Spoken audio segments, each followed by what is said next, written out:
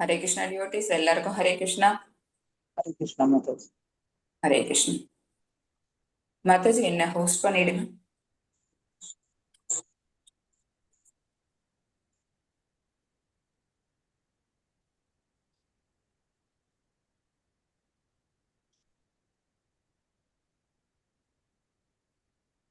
Thank you Mataji. Hare Krishna. எல்லாருக்கும் Hare Krishna. பிரணத்திட start பண்ணிடுவோம். ஓம் ஸ்ரீ பரமாத்மனே நமக. ஓம் அஜ்ஞானतिमिरान्धस्य ज्ञानाञ्जनशलाकया चक्षुरुन्मीलितं येन तस्मै श्रीगुरवे नमः. श्रीचैतन्यमनोभीष्टं स्थापितं येन भूतले स्वयं रूपा कदा मह्यं ददाति स्वपदान्तिकम्. हे कृष्णा करुणा सिन्धु दीनबन्धो जगत्पते गोपेशा गोपिका कान्ता राधा कान्ता नमोऽस्तुते. तप्त काञ्चन गौराङ्गी राधे वृन्दावनेश्वरी वृषभानुसुते देवी प्रणमामि हरिप्रिये. वाञ्छाकल्पतरुभ्यश्च कृपा सिन्धुभ्येव च पतितानां पावनेभ्यो वैष्णवेभ्यो नमो नमः. नमो विष्णुपादाय कृष्णप्रेष्ठाय भूतले श्रीमते भक्तिवेदान्त स्वामिनिधि नामिने नमस्ते सरस्वती देवी गौरवाणी प्रचारिणे निर्विशेष शून्यवादी पाचायते देशधारिणे. जय श्री कृष्ण चैतन्य प्रभु नित्यानंद श्री अद्वैत गदाधर श्रीवासादि गौरभक्तवृंद. हरे कृष्णा कृष्णा कृष्णा हरे हरे हरे रामा राम राम हरे हरे. ओम नमो भगवते वासुदेवाय. ओम नमो भगवते वासुदेवाय. ओम नमो भगवते वासुदेवाय. ஹரே கிருஷ்ணா. எல்லாருக்கும் ஹரே கிருஷ்ணா. 13th சாப்டர் பார்த்துட்டு இருந்தோம் அன்னைக்கு. அந்த கிளாஸ்ல வந்து 13th சாப்டர் நம்ம ஸ்டார்ட் பண்ணியிருந்தோம். என்னென்னலாம் பத்தி அதுல வந்து அர்ஜுனன் வந்து பகவான் கிட்ட கொஸ்டின் கேட்கறாங்க அப்படிங்கறது நமக்கு அதுல என்னென்ன கொஸ்டின்ஸ்ங்கிறது, அப்புறம் அதுக்கு என்னென்ன பகவான் வந்து விளக்கம் கொடுக்குறாங்க அப்படிங்கறதையும் நம்ம பார்த்தோம். சோ க்ஷேத்திரம்னா என்ன? க்ஷேத்திரம் மீன்ஸ் களம். களம்னா என்ன? இந்த இடத்துல எதை வச்சு நம்ம வந்து இந்த காரியங்கள் எல்லாம் செய்யறோமோ அதுதான் களம். சோ மனிதனுக்கு என்ன, ஜீவாத்மாவுக்கு எந்த களம் அப்படின்னு பாத்தீங்கன்னா அந்த உடல் தான் களம். சோ களம்னா என்ன? களத்தை அறிபவன் யாரு? களத்தை அறிபவன் 2 பேர்னு சொன்னோம். ஒண்ணு ஜீவாத்மா, இன்னொன்னு பரமாத்மா. ஓகேவா? அப்புறம் ஜீவாத்மாவோட பண்புகள் என்னென்ன, அப்புறம் பரமாத்மாவோட பண்புகள் என்னென்ன, ரெண்டும் எத்தனை விதத்துல ஒன்றாகும், எந்தெந்த விதத்துல வேறு மாதிரியாகவும், அது அந்த சிமிலாரிட்டி அண்ட் டிஃபரன்சஸ் அதையும் பார்த்தோம். சோ பரமாத்மாவின் பண்புகளை பார்த்துட்டு பரமாத்மாவுக்கும் ஜீவாத்மாவுக்கும் உள்ள வேறுபாடுகள் எல்லாம் நம்ம அன்னைக்கு கிளாஸ்ல பார்த்தோம். ஓகேவா? சோ அடுத்தது அர்ஜுனன் கேட்டது என்ன அப்படின்னா, ஞானம் என்றால் என்னன்னு கேட்டாங்க. சோ க்ஷேத்திரம் கேட்டாச்சு, க்ஷேத்திரஜ்ஞ சொல்லியாச்சு. அடுத்தது அந்த ஞானம், எந்த ஞானத்தை தெரிஞ்சுக்கணும் அப்படின்னு கேட்டதுக்கு பகவான் லிஸ்ட் கொடுத்தாங்க. ஒரு 20 விதமான ஞானங்கள். இதை தவிர இந்த பௌதிக உலகத்துல நம்ம தெரிஞ்சுக்க வேண்டிய ஞானங்கள் வேற எதுவுமே இல்லை, அதுவும் சொல்லிட்டாங்க. ஓகேவா? சோ ஞானம் தெரிஞ்சிருச்சு. இந்த ஞானத்தை, இந்த மாதிரி பகவான் கொடுத்த அந்த ஞானத்தை வச்சு நம்ம எதை தெரிஞ்சுக்க போறோம்? அறியப்படும் பொருள் என்ன, கேயம் அது என்ன அப்படின்னு கேக்குறாங்க. அறியப்படும் பொருள் யாரு? ஆப்வியஸ்லி அது பகவான் தான். ஓகேவா? பகவானை தான் நம்ம தெரிஞ்சுக்க போறோம். சோ அறியப்படும் பொருள் யாரு அப்படின்னா பகவான். சோ பரமாத்மாவை நம்ம எப்படி புரிஞ்சுக்க போறோம்? சோ பரமாத்மா உணர்றது அப்படிங்கிறது ஒரு பேசிக் லெவல்ல இருந்து பரமாத்மா உணர்ந்துட்டு போலாம். ஓகேவா? அந்த மாதிரி ஒரு லெவல்ல உணர்ந்துகிட்டே போனோம்னா ஃபைனலா நம்ம பரமாத்மா ஒரு உள்ளரையும் இருக்காரு, வெளியிலயும் இருக்காரு. உள்ளர நம்மளோட ஹார்ட்ல உரையிறாங்க, அந்தர்யாமியா இருக்கிறாங்க. வெளியில ஒரு பிரம்ம ரூபமா இருக்காங்க, தோன்றாத அருவத்துல பகவான் இருக்கிறாங்க. சோ நமக்கு அது அந்த அந்த ஒரு நிலைக்கு பகவானை வந்து அந்த நிலைக்கு நம்ம வந்து புரிஞ்சுக்கிறோம், ரியலைஸ் பண்றோம் அப்படின்னா அந்த அந்த இடத்துக்கு பேர் என்ன அப்படின்னா பிரம்மபூச்சம். பிரம்மபூச்ச நிலைக்கு ஒரு ஜீவாத்மாவால போக முடிஞ்சது அப்படின்னா கம்ப்ளீட்டா அவங்க வந்து பரமாத்மாவை அவங்க ரியலைஸ் பண்ணிட்டாங்க. ஓகேவா? அவங்க வேற எங்கேயும் இல்ல, பகவானை வேற எங்கேயுமே தேட மாட்டாங்க, தனக்குள்ளேயே பகவான் உரையிறாங்கிறத கம்ப்ளீட்டா முழுசா அவங்க புரிஞ்சுக்க ஆரம்பிச்சு அதுக்கு பேர் தான் என்ன அப்படின்னா ஞான சக்ஷுஷு. ஒரு வேர்டு ஒண்ணு பார்த்தோம்ல நம்ம ஸ்டார்டிங்ல பார்த்தோம், அதாவது ஞான கண் மூலமா. சோ பகவானே என்ன கொடுக்குறாங்க, இந்த உடலையும் கொடுக்குறாங்க. உடல் எப்படி அவங்க கொடுக்குறாங்கிறத நம்ம அதையும் பார்த்தோம். 24 மூலகங்களால் ஆனது இந்த உடல். சோ இந்த உடலை வச்சு இந்த ஜீவாத்மா என்ன பண்ணுது, பல்வேறு காரியங்களை பண்ணுது, நிறைய கர்மாக்களை பண்ணுது. இதனாலதான் இந்த சாப்டர்ல நம்ம என்னென்னலாம் பார்த்தோம்னு சொன்னோம்னா, மெட்டீரியல் நேச்சர், ஓகேவா, இந்த பௌதிக உலகத்தை பிரகிருத்திய பாக்குறோம் நம்ம. அடுத்து ஜீவாத்மானா என்னன்னு பார்த்தாச்சு, பரமாத்மானா என்னன்னு பார்த்தாச்சு, அந்த ஜீவாத்மா செய்யக்கூடிய கர்மங்கள் என்னன்னு பார்த்தாச்சு, ஓகேவா. இத்தனை விஷயங்களை இந்த ஒரு சாப்டருக்குள்ளேயே அடக்கி இருக்கிறாங்க. இந்த 13th சாப்டர்னால தான் ரொம்ப இம்பார்ட்டன்ட் சாப்டர். அப்புறம் ரொம்ப புரிஞ்சுக்கிறதுக்கு வந்து ஃபர்ஸ்ட் கொஞ்சம் கஷ்டமா இருந்தா கூட புரிஞ்சுக்கிட்டோம் அப்படின்னா ரொம்ப ஈஸியா இருக்கும். நம்ம மனசை விட்டு நீங்காது இந்த சாப்டர். சோ இதுல என்ன பகவான் கொடுக்க வராங்க அப்படின்னா, அவங்கள நம்ம எப்படி பெர்ஃபெக்டா ரியலைஸ் பண்றோம். சோ அதுல வந்து அதாவது ஒரு பேசிக்கா ஒரு சின்ன விஷயத்த சொல்லிட்டு இந்த இதுக்குள்ள வந்துடுறேன், சாப்டர்ஸ்குள்ள வந்துடுறோம். பகவானை வந்து உணர்றதுக்கு ஒரு ஒரு படிநிலைகள் இருக்கு. அன்னமயா, பிராணமயா, ஞானமயா, ஆனந்தமயான்னு ஒரு ஒரு படிநிலைகள் இருக்கு. நீங்க லெவல் 1ல பாத்திருப்பீங்க அத. அன்னமயானா என்ன அர்த்தம் அப்படின்னா, ஒரு ஜீவாத்மாவுக்கு வந்து பசி எடுக்குதுன்னு வச்சுக்கோங்களேன். அந்த பசியை வந்து வயிறுல வந்து ஒரு நெருப்பு இருக்கு. அது எரிய ஆரம்பிக்கிறது மூலமா என்ன ஆகுது, நமக்கு பசிங்கிற உணர்வு தோணுது. உடனே என்ன பண்றோம், ஏதாவது உணவை வயித்துல போடுறோம். அந்த உணவை ஜீரணம் பண்றதுக்கும் எது தேவைப்படுது அப்படின்னா, அதே அந்த ஃபயர் தான், ஓகேவா. சோ ஒரு நெருப்பை உண்டு பண்றது மூலமா ஒரு பசிங்கிற உணர்வை கொடுக்குறாங்க பகவான். அப்புறம் நம்ம இப்போ சாப்பாடு சாப்பிட்ட விட்டு அந்த நெருப்பை ஜீரணம் சாரி அந்த ஃபுட்டை ஜீரணம் பண்றதுக்கும் அதே ஃபயர் ஃபார்ம்ல தான் அந்த இடத்துல பகவான் இருக்காங்க. டைஜஸ்டே ஆகாம ஒரு ஃபுட் இருந்ததுன்னா ஜீவாத்மா என்ன ஆகும், ஓகே, கம்ப்ளீட்டா கொலாப்ஸ் ஆவாங்க, சரியா. சோ அதை டைஜஸ்ட் பண்ண வைக்கிறதுக்கு உள்ளுக்குள்ள ஒரு ஃபயர் ஃபார்ம்ல இருக்கிறது யாரு அப்படின்னா பகவான் தான். இது வந்து ரொம்ப பேசிக் லெவல்ல உணவு எதுக்கு ஒரு ஆத்மா உயிர் வாழறதுக்கு ரொம்ப முக்கியம். சோ அந்த உணவு அப்படிங்கிற அந்த ஒரு விஷயத்துல ஏன் நம்ம என்ன ஆயிடுறோம் அப்படின்னா, உயிர் வாழி அந்த உணவு இருக்கிறதுனாலதான் உயிர் வாழறான். அந்த உணவை வந்து தேடுறதும் அந்த உள்ளர போட்ட உணவை வந்து செரிக்க வைக்கிறதும் பகவான் தான் அப்படின்னு ஒரு பேசிக் லெவல்ல ஒரு பகவானை பத்தி ரியலைஸ் பண்ணிடுறோம். ஃபர்ஸ்ட் லெவல்ல ரியலைசேஷன் என்ன அப்படின்னா, உணவு மூலமா பகவானை உணர்தல். அடுத்தது வந்து இதுதான் அன்னமயா. அடுத்தது பிராணமயாங்கிறது என்ன அப்படின்னா, உணவுக்கு அப்புறம் அடுத்தது ஜீவாத்மாவுக்கு என்ன முக்கிய தேவை அப்படின்னா காற்று, ஓகேவா. காற்று வந்து அது அது எங்க போகுது, லங்ஸ், ஹார்ட், இந்த எல்லா இடத்துக்கும் என்ன வேணும், நம்ம சுவாசிக்கக்கூடிய காற்றுங்கிறது தேவை. சோ வாயு ஃபார்ம்ல இந்த இடத்துல பகவான் இருக்கிறாங்க. முதல்ல ஃபயர் ஃபார்ம்ல இருந்தாங்க, அடுத்தது வாயு ஃபார்ம்ல இருந்தாங்க. சோ உயிரின் அறிகுறி இது, ஓகேவா. நம்ம வந்து தொட்டு பாக்குறோம், ஒருத்தவங்க படுத்துட்டு இருக்கிறாங்க, அவங்க கிட்டக்க போய் பாக்குறோம். அவங்கள பார்க்கும்போது அவங்களோட மூச்சு ஏறி ஏறி இறங்குனுச்சுன்னு வச்சுக்கோங்களேன் அவங்களோட உடல்ல. அது மூலமா அந்த உயிரின் அறிகுறி நமக்கு தெரிஞ்சிடும். சாதாரணமா நம்ம ஒருத்தவங்களை வந்து கிட்டக்க போய் பார்க்கும்போது அவங்களோட உடல் வந்து என்ன ஆகுது, லேசா அசைஞ்சுகிட்டே இருக்கும். அந்த அசைவறதுக்கான காரணம் என்ன அப்படின்னா, காற்று உள்நுழைஞ்சு வெளியில போகுது. சோ அந்த உயிரின் அறிகுறிகள்ல நம்ம உணர்றோம். முதல்ல பசியில உணர்றோம், உணவு மூலமாக உணர்றோம். அடுத்தது உயிரின் அறிகுறி மூலமா உணர்றோம், அதாவது ஃபயர் ஃபார்ம். அடுத்தது வாயு ஃபார்ம். அதுக்கப்புறமா பகவான் எப்படி உணர்றோம் அப்படின்னா ஞானமயா. அது என்ன அப்படின்னா, இதெல்லாம் முடிச்சாச்சு. இது பேசிக் லெவல். இன்னும் கொஞ்சம் பகவானை பத்தி நம்ம தெரிஞ்சுக்கணும்னா அவ்வளவு ஞானம் கொடுத்துட்டாங்கல்ல. அப்ப தெரிஞ்சுக்கும் போது நமக்கு அந்த ஞானமய ஒரு ஒரு விஷயத்த வந்து யோசிக்கிறோம், அப்புறம் அதை பத்தி உணர்றோம், அப்புறம் அது மேல ஆசைப்படுறோம், ஓகேவா. சோ அது இதெல்லாம் எதால நடக்குது அப்படின்னா, நமக்கு இருக்கிற இன்டெலிஜென்ஸ், நம்மளோட மைண்ட்ல நம்மளோட தாட் ப்ராசஸ் பண்றோம், அதாவது உணர்றோம். சோ பகவான் இருக்காங்க அப்படின்னு தேர்ட் லெவல்ல கொண்டு வர்றது என்ன அப்படின்னா ஞானம், விஞ்ஞானம் ரெண்டுத்தையும் வச்சுக்கலாம். ஞானமயான ஒரு போர்ஷன் இருக்குது. அதை தாண்டி இன்னும் கொஞ்சம் அந்த எக்ஸ்ட்ராவா ரியலைஸ் பண்றோம் அப்படின்னா அந்த இடம் பேர் என்ன அப்படின்னா விஞ்ஞானமயா.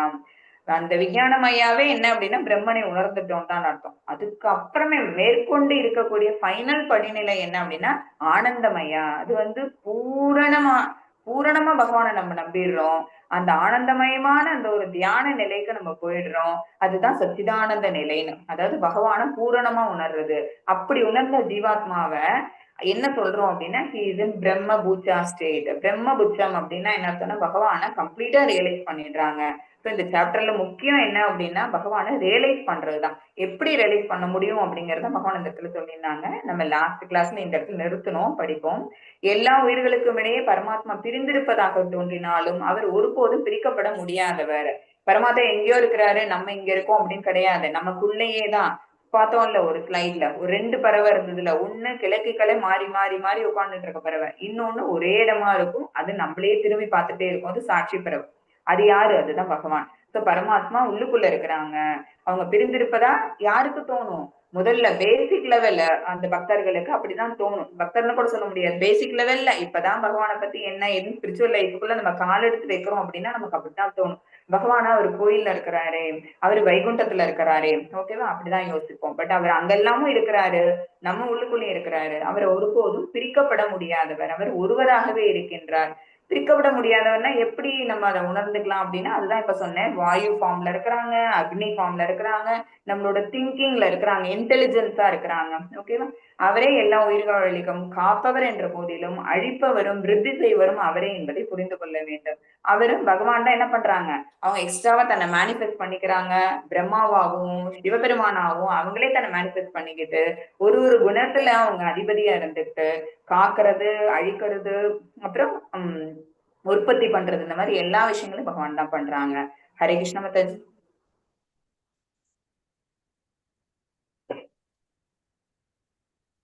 மாதாஜி ஹரே கிருஷ்ணா. ஹரே கிருஷ்ணா. ஸ்கிரீன் இருக்கு மாதாஜி. 17 படிச்சாச்சு மாதாஜி, இது முடிச்சுட்டேன் இப்பதான். பரமாத்மா ஒருபோதும் தன்னை பிரிக்கப்பட மாட்டான், பண்ண முடியாதவர். இப்ப நெக்ஸ்ட் படிங்க, 18 படிங்க. மீனிங் மட்டும் படிச்சா போதும் மாதாஜி, யாராவது ஒருத்தவங்க எடுத்துக்கோங்க. ஹரே கிருஷ்ணா. ஹரே கிருஷ்ணா மாதாஜி. படிக்கிற மாதாஜி.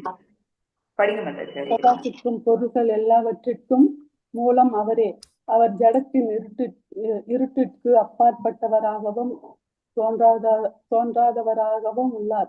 அவரே அறிவாகவும் அறியப்படும் பொருளாகவும் அறிவின் இலக்காகவும் உள்ளார். அவர் ஒவ்வொருவருடைய இதயத்திலும் வீற்றுள்ளார். ஹரே கிருஷ்ணா. ஹரே கிருஷ்ணா. பிரகாசிக்கும் பொருட்கள் எல்லாவற்றிலும் மூலம் அவரே. ஏன்னா பகவானோட 2 கண்களுமே சூரிய சந்திரர்கள்னு சொல்லுவாங்க. ஓகேவா? அவர் இருக்கக்கூடிய இடமே எப்படி இருக்கணும், ரொம்ப வெளிச்சமா பிரகாசமா ஒரு ஜோதிர்மயமா தான் இருக்கும். அவர் ஜடத்தின் இருட்டிற்கு அப்பாற்பட்டவராக, அதாவது இந்த ஜட உலகம் தான் எப்படி இருக்கு அப்படின்னா ஒரு மாயை. ஓகேவா? இது எதால சூழப்பட்டிருக்கு அப்படின்னா ஒரு வெளிச்சம் இருக்கு, நமக்கு வெளிச்சம்னு தெரியுது. பட் இதை விட ஒரு பிரகாசம் மிகுந்த இடத்துலதான் பகவான் இருக்கிறாங்க. சோ இந்த இந்த ஜட இருட்டுக்கு அப்பாற்பட்டவா பகவான் இருக்கிறாங்க. இந்த ஜட இருக்கையை தோற்றுவித்தவரும் அவர் தான்.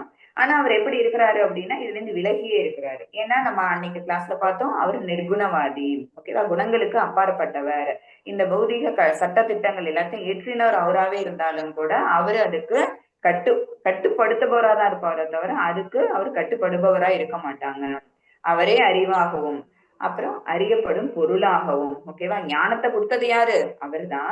அந்த ஞானத்தை தெரிஞ்சுட்டு மூலமா நம்ம என்ன பண்ண போறோம், அவரை பத்தி தான் புரிஞ்சுக்க போறோம். அறியப்படும் பொருள் என்ன அப்படின்னா இது எல்லாத்தையும் பண்றது மூலமா அதுல சொன்னோம்ல, தளராமை, நேர்மை, அப்புறம் அஹிம்சை, எத்தனையோ அதுல விஷயங்கள் நம்ம பார்த்தோம். குடும்பம் அப்படின்னு இருந்தா கூட அவங்க எல்லாரையுமே சேர்த்து நம்ம எங்க கொண்டு வரணும், அந்த இன்பம் துன்பம்னு இந்த எந்த விதமான டிஃபரன்ஸும் பார்க்காம எல்லாமே எங்க கொண்டு வந்து நம்மள சேர்க்குது அப்படின்னா அந்த பக்தி தொண்டுல தான்.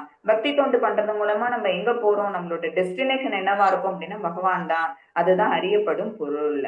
அப்ப நம்மளோட இலக்கு என்ன, கோல் என்ன? பகவான் தான் கோல். அதுதான் இங்க சொல்லப்பட்டிருக்குது. ஹரே கிருஷ்ணா.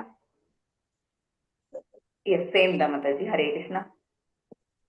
19 படிங்க. இவ்வாறாக செயல்களின் களம் உடல் சேத்திர, அறிவு, ஞானம், அறியப்படும் பொருள், ஞேயம் ஆகியவை சுருக்கமாக என்னால் விவரிக்கப்பட்டன. எனது பக்தர்கள் மட்டுமே இவற்றை முழுமையாக புரிந்து கொண்டு எனது இயற்கையை அடைய முடியும். ஹரே ஹரே கிருஷ்ணா. கிருஷ்ண மாதாஜி. ஹரே கிருஷ்ணா. இதுல செயல்களின் களம் உடல் தான். உடல் கஷேத்திர, கஷேத்திரக்கு தான் தமிழ்ல வந்து உடல்னு சொன்னோம். சோ இந்த செயல்களை நடத்துறதுக்கு நமக்கு ஒரு களம் தேவை, அதுதான் இந்த உடல். அது என்னன்னு சொல்லி கொடுத்துட்டாங்க. அறிவு, அதாவது ஞானம் என்னன்னு சொல்லி கொடுத்துட்டாங்க. அறியப்படும் பொருள், ஞேயம் யாருன்னு சொல்லி கொடுத்தாச்சு. இது எல்லாமே பகவானால விவரிக்கப்பட்டது. எனது பக்தர்கள் மட்டுமே இவற்றை முழுமையாக புரிந்து கொண்டு எனது இயற்கை அடைய முடியும். இது எல்லாருக்கும் கைவர பெறுமா இந்த விஷயங்கள் அப்படின்னு கேட்டா நிச்சயமா முடியாது. லாஸ்ட் கிளாஸ்லயே 12th சாப்டர்லயே சொல்லிட்டாங்க பகவான் என்ன, தனக்கு மிக மிக பிரியமானவர்கள் தான். ஓகேவா? அவங்களாலதான் என்ன பண்ணிக்க முடியும், பகவானை புரிஞ்சுக்க முடியும். சோ அவங்களால சொல்லப்பட்ட இந்த ஞானத்தை யார் ஏத்துக்கிட்டு இதுல நல்லோர்கள்ல 4 பேர், நான் அந்த கிளாஸ்ல சொல்லியிருப்பேன்னு நினைக்கிறேன், 4 பேர் இருக்கிறாங்க. பட் அவங்க எல்லாம் என்ன பண்ண, செல்வத்தை விரும்புவோர், துயருற்றோர், இவங்க எல்லாம் இருக்கிறாங்க. பட் அவங்க எல்லாம் என்ன பண்றாங்க அப்படின்னா கொஞ்சம் ஓரளவுக்காவது என்ன செய்யறாங்க, தன்னை தன்னை சேஃப்டி பண்ணிக்கிறதுக்கு அல்லது தனக்கான ஒரு இந்த பௌதிக இருப்பை வந்து காப்பாத்திக்கிறதுக்காக அவங்க சில விஷயங்களை கேட்கறாங்க. அதுவும் இல்லாம எப்படி இருக்கணுமா, அது ஒரு அந்த பலன் கருதாம பகவானுக்கு அந்த சேவையை செய்யறவங்களுக்கு தான் பக்தர்கள் அப்படிங்கிற பேரு. சோ அவங்கதான் என்ன பண்றாங்க, பகவானை கம்ப்ளீட்டா ரியலைஸ் பண்றாங்க. அப்படி ரியலைஸ் பண்றவங்க எங்க வர முடியும், பகவானின் இயற்கையை அடைய முடியும். ஹரே கிருஷ்ண மாதாஜி. கஷேத்திர கஷேத்திரிக்கு ஞானம் ஞேயம் இவற்றை பற்றிய விஞ்ஞானத்தை பக்தர்களால் மட்டுமே புரிந்து கொள்ள முடியும். மத் பக்த எனது பக்தர்கள்னு அர்த்தம். எஸ் மாதாஜி. ஹரே கிருஷ்ணா. பக்தி யோகத்தின் முக்கியத்துவத்தை இந்த விஷயத்தை புரிந்து கொள்ளுங்கள். இதுல இருந்து எஸ் மாதாஜி நீங்க போயிடலாம். இதுல இருந்து நம்ம தெரிஞ்சுக்க வேண்டிய பாடம் மட்டும் பார்த்துப்போம். நான் இவ்வுடல் இது மிகவும் இருப்பதாய் உள்ளது. நான் ஆத்மா இது உண்மையிலேயே விடுவிப்பதாய் உள்ளது. லாஸ்ட் கிளாஸ்ல ஒரு சின்ன டேர்ம் ஒண்ணு சொன்னேன், விடு அல்லது பிடி. அதுதான் ஓகேவா. விடு, எதை விடணும், நான் எனது என்னுடைய சொந்தங்கள், நான் சேர்த்தது, நான் தான் அப்படிங்கிற இந்த மாதிரி விஷயத்தெல்லாம் நம்ம சொல்ல நமக்கு அது இது இந்த மாதிரி ஸ்பிரிச்சுவல் லைஃபுக்கு வர்றதை வந்து அது என்ன பண்ணும் அப்படின்னா கம்ப்ளீட்டா நம்மள அதுல இருந்து வந்து டிவேட் பண்ணிட்டு போகும். நான் ஆத்மா இது இந்த உடல் வந்து இப்ப இந்த ஆத்மா இப்போதைக்கு எடுத்திருக்கிற இந்த உடல் இதுக்கு வந்து ஒரு ஆத்மாவுக்கு இருக்கிற மாதிரி ஒரு நிரந்தரம் அப்படிங்கிறது வந்து இந்த உடலுக்கு கிடையாது அப்படிங்கிற ஒரு விஷயம் நம்ம புரிஞ்சுக்கிட்டோம்னு வச்சுக்கோங்களேன். இந்த உடல்ங்கிறது அழியக்கூடியது, ஆனா ஆத்மா அழிவில்லாதது. இதுதான் ஃபர்ஸ்ட் பார்த்த டிஃபரன்ஸே. உடலுக்கும் ஆத்மாவுக்குமான டிஃபரன்ஸை பார்த்தோம், அப்புறம் தான் ஆத்மாவுக்கும் பரமாத்மாவுக்கான டிஃபரன்ஸ் நம்ம பார்த்தோம். ஓகேவா. சோ இது எப்படி இருக்கு அப்படின்னா இந்த ஜட உலக வாழ்க்கையில இருந்து நம்மள விடுவிக்கிறதா இருக்குது. ஓகேவா. ஹரே கிருஷ்ணா.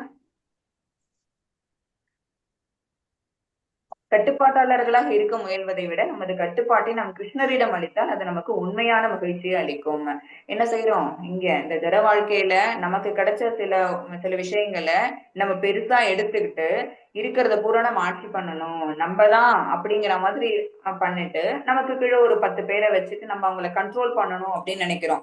பட் நம்ம எல்லாருக்கும் சேர்த்து யாரோ ஒருத்தவங்க இருக்கிறாங்க. ஓகேவா. நம்ம எல்லாரையும் படைச்சு ஏற்கனவே சொன்ன மாதிரிதான் பார்ட் அண்ட் பார்சல் ஆஃப் பகவான் தான் நம்ம எல்லாரும். நம்ம எல்லாரையும் இங்க அனுப்புனதே யாரு, அவரோட வில்லிங்னஸ்னாலதான் நம்ம எல்லாமே இங்க வந்திருக்கோம். நம்ம உயிர் வாழி ஆசைப்பட்டோம், அதனால பகவான் என்ன செய்யறாங்க, சரி போ அப்படின்னு சொல்லி அனுப்பி விடுறாங்க.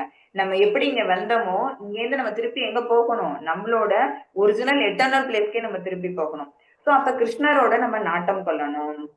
அதுதான் நமக்கு உண்மையான ஒரு சாட்டிஸ்பாக்சன், உண்மையான ஒரு மகிழ்ச்சியை கொடுக்கும். ஹரே கிருஷ்ணா.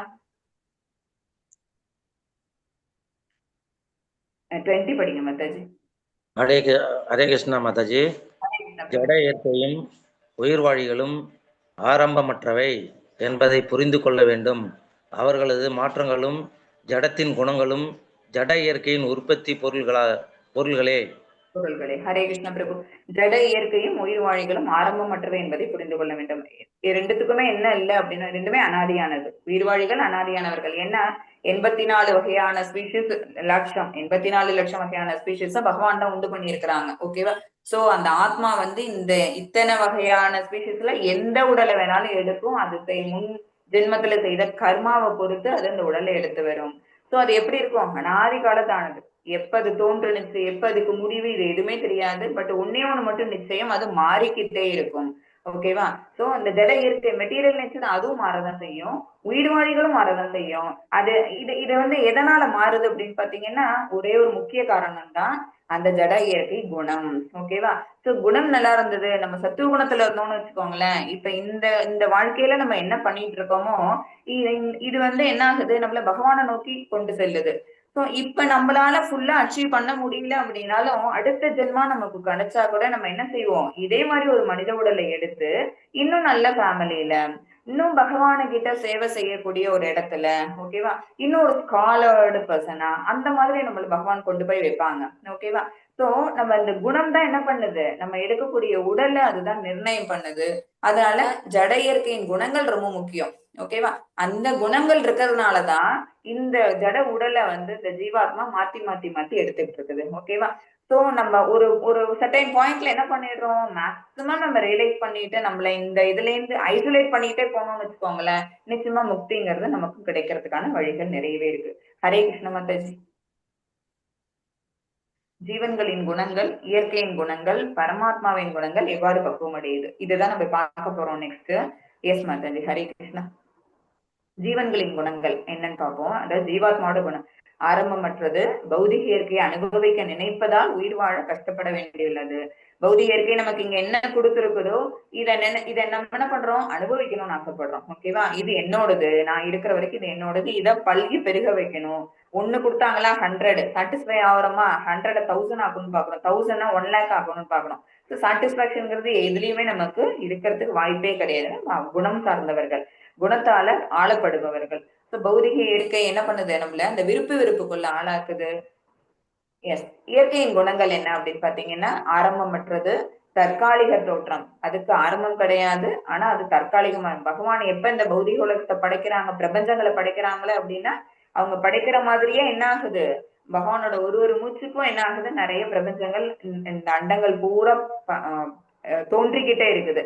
அது தோற்றம் மாதிரியே அதோட மறைவும் இருக்கும். சோ அது எல்லாமே என்ன அப்படின்னு பாத்தீங்கன்னா ஒரு தற்காலிக தோற்றம் தான். அப்புறம் மாறிக்கொண்டே இருக்கிறது. ஜீவனுக்கு தங்கும் இடத்தை அளிக்கிறது. ஜீவாத்மா இங்க வந்து சர்வை பண்றதுக்கான இடத்தையும், அவன் சர்வை பண்றதுக்கு தேவையான ஜட இயற்கை பொருள்களையும் தர்றது எது அப்படின்னா இந்த ஜட இயற்கை தான். ஜீவனை முக்குணங்களால் கட்டுப்படுத்துகிறது. அந்த 3 குணங்களும் எங்க இருக்கு அப்படின்னு பாத்தீங்கன்னா இந்த மெட்டீரியல் வேர்ல்டுல தான். ஓகேவா, பகவான் இருக்கக்கூடிய ஸ்பிரிச்சுவல் வேர்ல்டுல எந்த விதமான குணங்களும் கிடையாது. நிர்குணவாதி பகவான். சோ சுத்த சுத்துவ நிலையில இருக்கவங்க கூடியவதான் பகவானோட கூட இருக்கவங்களா இருப்பாங்க. பக்தர்கள் எல்லாருக்குமே என்ன மாதிரியான குணம் ஆட்கொண்டு இருப்பாங்க அப்படின்னு பாத்தீங்கன்னா சுத்த சத்துவ நிலையில இருப்பாங்க. ஓகேவா, ஹரே கிருஷ்ணா.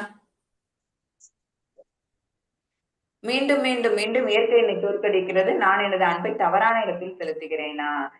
இயற்கை என்னை தோற்கடிக்கிறதுனா என்ன அர்த்தம்னா, நம்ம மறுபடியும் இந்த பௌதிக இயற்கையிலேயே வந்து மாட்டிக்கிறோம். இந்த பர்த் டெத் சைக்கிள்குள்ளேயே நம்ம என்டாங்கிள் ஆகிறதுக்கு காரணம் என்ன அப்படின்னா, நான் எனது அன்பை தவறான இடத்தில் செலுத்துகிறேன். அன்புனா அந்த இடத்துல நம்ம என்ன எடுத்துக்கணும் அப்படின்னா நம்மளோட அஃபெக்ஷன். எது மேல நம்ம அஃபெக்ஷன் வைக்கணும் அப்படின்னா நிரந்தரமான, ஓகேவா, எட்டர்னலான இருக்கக்கூடிய பகவான் மேலதான் நம்மளோட அஃபெக்ஷன் நம்ம வைக்கணும். பட் நம்ம என்ன செய்யறோம், தற்காலிகமா நமக்கு தரக்கூடிய சந்தோஷத்தை தரக்கூடிய பொருள்கள் மேல நம்ம வைக்கிறதுனால நம்ம இதுலதானே ஆசைப்பட்டுட்டு இருக்கிற. சோ இதையே நீ அனுபவின்னு பகவான் இங்கே விட்டுறாங்க நம்மள. ஹரே கிருஷ்ணா. பரமாத்மாவின் குணங்கள். உன்னத அனுபவிப்பாளர். பகவான் தான் யாரு, உன்னத அனுபவிப்பாளர். ஏன் உன்னதம்னு நம்ம சொல்லி இருக்கிறோம், ஏன்னா அவங்க வந்து நிர்குணவாதி, எல்லாத்தையுமே கண்ட்ரோல் பண்றவங்க அவங்கதான் பூரணமானவங்க. ஓகேவா, எல்லாமே அவங்கள்ட்ட தான் நமக்கு வந்திருக்குது. எல்லா உடல்களையும் அறிஞ்சவங்க அவங்கதான். ஒரு எக்ஸாம்பிளும் கொடுத்தோம் நம்ம. ஒரு விவசாயி, அவன் பயிர் செய்யற அந்த நிலம் மட்டும்தான் அவனுக்கு சொந்தம். பட் அந்த நாட்டோட ராஜாவுக்கு அந்த விவசாயியும் சொந்தம், அந்த விவசாயி பயிரிடக்கூடிய நிலமும் சொந்தம். அதே மாதிரி அந்த நாடுக்குள்ள இருக்கக்கூடிய அனைத்து இடங்களும் பகவான் அந்த ராஜாவுக்கு தான் சொந்தம். அதுதான் அந்த இடத்துல. சோ உன்னத அனுபவிப்பாளர் அவங்கதான். உரிமையாளர், சோல் ப்ரொப்ரைட்டர் அவங்கதான். சாட்சி அவங்கதான். உள்ளுக்குள்ள நமக்கு அந்தர்யாமியா இருந்து நம்ம ஜீவாத்மா பண்ணக்கூடிய நல்லது தவறு எல்லாத்தையுமே பார்த்துட்டு இருக்கிறவங்க யாரு அப்படின்னா சாட்சி. அனுபவிப்பவர். ஒரு சர்டைன் பீரியட் வரைக்கும் அவங்க நம்மள என்ன பண்ணுவாங்க, நம்மளோட ஃப்ரீ வில்லுல விட்டுருவாங்க. ஓகே நீ இது ஆசைப்படுறியா பண்ணு அப்படின்னு சொல்லி. ஓகேவா, ஒரு பாயிண்ட்ல தான் ஜீவாத்மா என்ன செய்வான், ஓகே நம்ம பண்றது என்ன, நம்மள இதே அழிவுலேதான் சுழற்சியிலேதான் நம்மள தள்ளிக்கிட்டு இருக்குங்கிறது அவங்களுக்கு புரிஞ்சு போய் அப்புறம் தான் பகவான நாடுவாங்க. தயவு செய்து நினைவில் கொள்ளுங்கள், கிருஷ்ணர் பார்த்து கொண்டுள்ளார். நம்மள பகவான் தான் என்ன பண்றாங்க, எப்பவுமே ஹீஸ் வாட்சிங் அஸ்.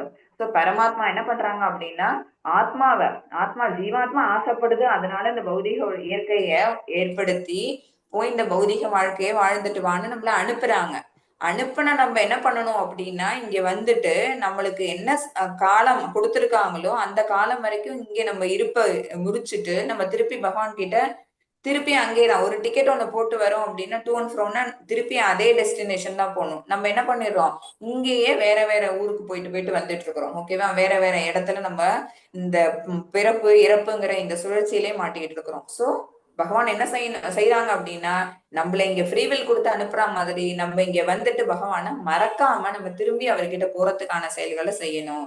பட் நம்ம என்ன செஞ்சிடும், இந்த ஜட இயற்கையின் அந்த குணங்களுக்கு ஆட்பட்டு நம்ம மறந்துடுறோம். பகவானுக்கு சேவை செய்யணுங்கிற விஷயத்த மறந்துடுறோம். நமக்கு நம்மளே சாட்டிஸ்ஃபை பண்ணிக்கிறதுக்கான விஷயங்கள் எல்லாத்துலயும் ஆர்வம் காட்டுறோம். படைப்பிற்கு முன் ஜட இயற்கையானது பரமபுருஷ பகவானான மகாவிஷ்ணுவில் லைட் இருந்தது. ஓகேவா, ஜட இயற்கை எங்க இருந்ததுன்னா மகாவிஷ்ணுட்ட தான், அவங்கள்ட்ட தான் இருந்தது. படைக்கப்படும் போது உயிர்வாழிகள் இந்த ஜட உலகில் செயற்பட்டு ஆன்மீக ஒளியில் நுழைவதற்கு தங்களை தயார் செய்து கொள்ள ஒரு வாய்ப்பு வழங்கப்படுகிறது. இப்ப கருவுல குழந்தை இருக்கும்போது 10 மாசம் பிறக்கிற வரைக்கும் அம்மா வயித்துல இருக்கும்போது அந்த குழந்தை நினைக்குமா, நினைச்சிட்டேதான் இருக்குமா பகவான் கிட்ட, எனக்கு ஏன் இந்த ஒரு பிறப்பை தர, எவ்வளவு கஷ்டப்படுறேன். ஓகேவா, அவ்வளவு உள்ளர வயிற்றுக்குள்ள, அம்மாவோட வயிற்றுக்குள்ள ஊம்புல இருக்கும்போது அந்த குழந்தையானது பலவிதமான கஷ்டங்களை பட்டுட்டுதான் இருக்குது. என்னை ஏங்க இந்த பிறப்பெடுக்க வைக்கிற அப்படின்னு சொல்லி அப்ப வந்து பகவான் அதை வேண்டிக்குமா. ஓகேவா, எந்த சமயம் அது வெளியில பார்ன் ஆகி இது வருதோ அந்த செகண்ட் என்ன பண்ணிடுது அப்படின்னா, இங்க இருக்கிற அந்த ஜடங்கிற வாயு வந்து இந்த தலையில தட்டிட்டு கம்ப்ளீட்டா மறக்கடிச்சிருது. அப்ப டிஸ்கனெக்ட் ஆகுறது தான் பகவானுக்கும் அந்த ஜீவாத்மாவுக்கும் அந்த கனெக்ஷன் வந்து அப்பதான் டிஸ்கனெக்ட் ஆகுது.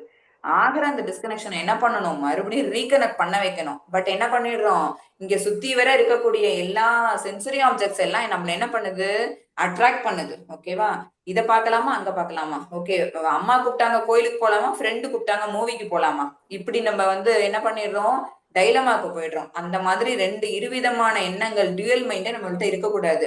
இல்ல நோ நெவர். நம்ம என்ன பண்ணணும், பகவானை நோக்கி தான் போகணும். நம்மளோட பாதையை வந்து அன்டிவியேட்டடா, ஓகேவா, அந்த மாதிரி கொண்டு போனா அப்படிதான் நிச்சயமா பகவானை திருப்பி போய் சேர முடியும். புருஷர் எஜமானர், கட்டுப்படுத்துபவர், அனுபவிப்பவர், உரிமையாளர் மற்றும் பராமரிப்பவர். புருஷருங்கிறது யாரு அப்படின்னா மகாபுருஷர், உன்னத புருஷோத்தமர் தான் அவரு. சோ அவர் என்னென்னு சொல்லியிருக்காங்கன்னு பாத்தீங்கன்னா, அவர் தான் எஜமானர். ஓகேவா, ஹீஸ் த ஓனர், அப்புறம் ஹீஸ் கண்ட்ரோலர், அப்புறம் அவர் தான் என்ஜாயர், அப்புறம் அவர் தான் சோல் ப்ரொப்ரைட்டர், மற்றும் அவர் தான் நம்மள எல்லாத்தையும் பாதுகாக்கிறவர், பராமரிக்கிறவர். ஓகேவா, ஜீவன் எஜமானன் அல்ல, ஆனால் எஜமானனை போன்ற மனநிலை உள்ளவன். அதனால் சில சமயம் புருஷன் என்று குறிப்பிடப்படுகிறான். நமக்கும் புருஷங்கிற வேர்டு இருக்கு அப்படின்னு பார்த்தா இருக்கும். அதுக்கும் நாங்க லாஸ்ட் கிளாஸ் நம்ம பார்த்துட்டோம். பகவான் கிட்டே இருந்து பிரிஞ்சு வந்ததுனால அவங்களோட குணங்கள்ல நமக்கு கொஞ்சம் ஒட்டிட்டு இருக்குது. ஓகேவா, அதனால நம்ம என்ன செய்யறோம், சம்டைம்ஸ் நம்மளையும் புருஷர் அப்படின்னு ரெஃபர் கொடுக்குறாங்க. உயர்ந்த வழிகளான உயிர்வாழிகள் எவ்வாறு இந்த ஜட இயற்கையின் தொடர்பினுள் வந்தனர் என்பது அவ்வளவு முக்கியம் அல்ல, இதிலிருந்து எப்படி வெளியிறோம் என்கிறது என்பதில் கவனம் செலுத்துவதில் தான் முக்கியம். ஏன் இந்த உயிர்வாழி இந்த இடத்துல, இந்த ஜீவாத்மா இந்த இடத்துல ஒரு பிறப்பு எடுத்தான், ஏன் இங்க வந்து அல்லல் உருகிறான், இதெல்லாம் பத்தி நம்ம பேசி பழச பத்தி யோசிச்சுதான் பிரயோஜனம் இருக்குதா? ஓகே, நம்ம இப்ப பிறப்பு எடுத்துட்டோம், எடுத்த இந்த ஆத்மாவுக்கு இப்போ ஒரு மனித உடல் கிடைச்சிருக்குது. லக்கிலி வி காட் திஸ், இந்த மாதிரி உடல் கிடைச்சிருக்குது. ஏன்னா இதுலதான் நம்மளால என்ன செய்ய முடியும், 6 சென்சஸ் இருக்குது நமக்கு. So with that 6th sense நம்மளால நம்மள எஜுகேட் பண்ணிக்க முடியும், பகவான்னா என்னன்னு தெரிஞ்சுக்க முடியும். குறிப்பிடப்பட்டிருக்கக்கூடிய எத்தனையோ இதுல பகவானே இதுல சொல்லியிருந்தாங்கல்ல, 13வது 14வது ஸ்லோகத்துல என்ன சொல்லியிருந்தாங்க, பல்வேறு ரிஷிகள் நிறைய வேதாந்த சூத்திரங்கள்ல வேதங்கள்ல எல்லாம் என்ன கொடுக்கப்பட்டிருக்கு அப்படின்னு சொல்லி ரெஃபரன்ஸ் எல்லாம் கொடுக்குறாங்கல்ல, அது எல்லாத்தையும் நம்மளால படிக்க முடியுது, தெரிஞ்சுக்க முடியுது. சோ நம்ம என்ன பண்ணணும் அப்படின்னா, ஏன் வந்தோம் எப்படி வந்தோங்கிறத விட்டுட்டு நம்ம இப்ப கிடைச்ச இந்த உடலை வச்சு இந்த பகவான் திருப்பி எப்படி போறதுங்கிற அந்த முனைப்பை காட்டணும். ஹரே கிருஷ்ணா. யார் படிக்கிறீங்க? எல்லா விளைவுகளுக்கும் இயற்கையே காரணமாக கூறப்படுகிறது. இருப்பினும் இவ்வுலகின் பல்வேறு இன்ப துன்பங்களுக்கு உயிர்வாழியே காரணமாக கூறப்படுகிறது. ஹரே கிருஷ்ணா மாதாஜி. ஹரே கிருஷ்ணா மாதாஜி. எல்லா செயல்களுக்கும் விளைவுகளுக்கும் இயற்கையே காரணம். அதாவது இந்த இடத்துல வந்து ஒரு செயல் நடக்குது, அதுக்கான இது ஒரு ஒரு ஒரு ப்ரோசன் இருக்குன்னு வச்சுக்கோங்களேன், அதுக்கு கான்சிக்வன்சஸ் ஒண்ணு இருக்கும் நிச்சயமா. ஓகேவா, ஏதாவது ஒண்ணுதான் நம்ம தான் செய்யறோம் அப்படின்னா அதுல இருந்து வரக்கூடிய விளைவையும் நம்ம தான் எதிர்கொண்டாகணும். சோ இதுக்கு காரணம் என்ன அப்படின்னா, நமக்கு கண்ணுக்கு கவர்ச்சியா இருக்கக்கூடிய பொருள்களை உற்பத்தி பண்றது யாரு, இயற்கை தான் உற்பத்தி பண்ணுது. ஓகேவா, சோ அதனால வந்து சில பேர் டிவியேட் ஆகுறாங்க, அதனால சில பேர் டிஸ்ட்ராக்ட் ஆகி போறாங்க அப்படின்னா அப்ப காரணம் யாரு, இயற்கை. அப்படியும் கூறப்படுது. இருப்பினும் இவ்வுலகின் பல்வேறு இன்பத் துன்பங்களுக்கு உயிர்வாழியே காரணமாக கூறப்படுகின்றது.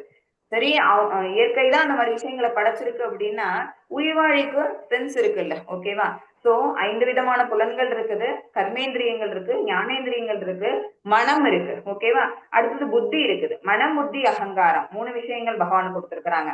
அதுல இந்த புத்தியை வச்சு நம்ம என்ன செய்யலாம், ஓகே அது நம்மள டிவியேட் பண்ணக்கூடிய விஷயம், நம்ம அதை நோக்கி போக கூடாது, நமக்கு வேற ஒரு விஷயம் இருக்குது, அதை விட உன்னதமான விஷயம் நமக்கு இருக்குன்னு யாரு புரிஞ்சு நடந்துக்கணும், உயிர்வாழிதான். அப்படி இல்லாம இந்த வழியில போனாங்கன்னு வச்சுக்கோங்களேன், அப்ப இயற்கை காரணம் மட்டும் காட்டக்கூடாது, உயிர்வாழியும் தான் அதுல சம்பந்தப்படுறான். சோ அந்த இன்ப துன்பங்கள் எது வந்தாலும் அதுக்கு காரணம் யாரு, உயிர்வாழியும் காரணம் தான். இயற்கை படைக்கிறதோட விட்டுடுச்சு, பட் உயிர்வாழிதான் என்ன பண்றாங்க, அதுல கொண்டு போய் தன்னுடைய நாட்டத்தை அதுல காமிச்சு அதனால வரக்கூடிய கான்சிக்வன்சஸ ஃபேஸ் பண்றாங்க. ஹரே கிருஷ்ணா.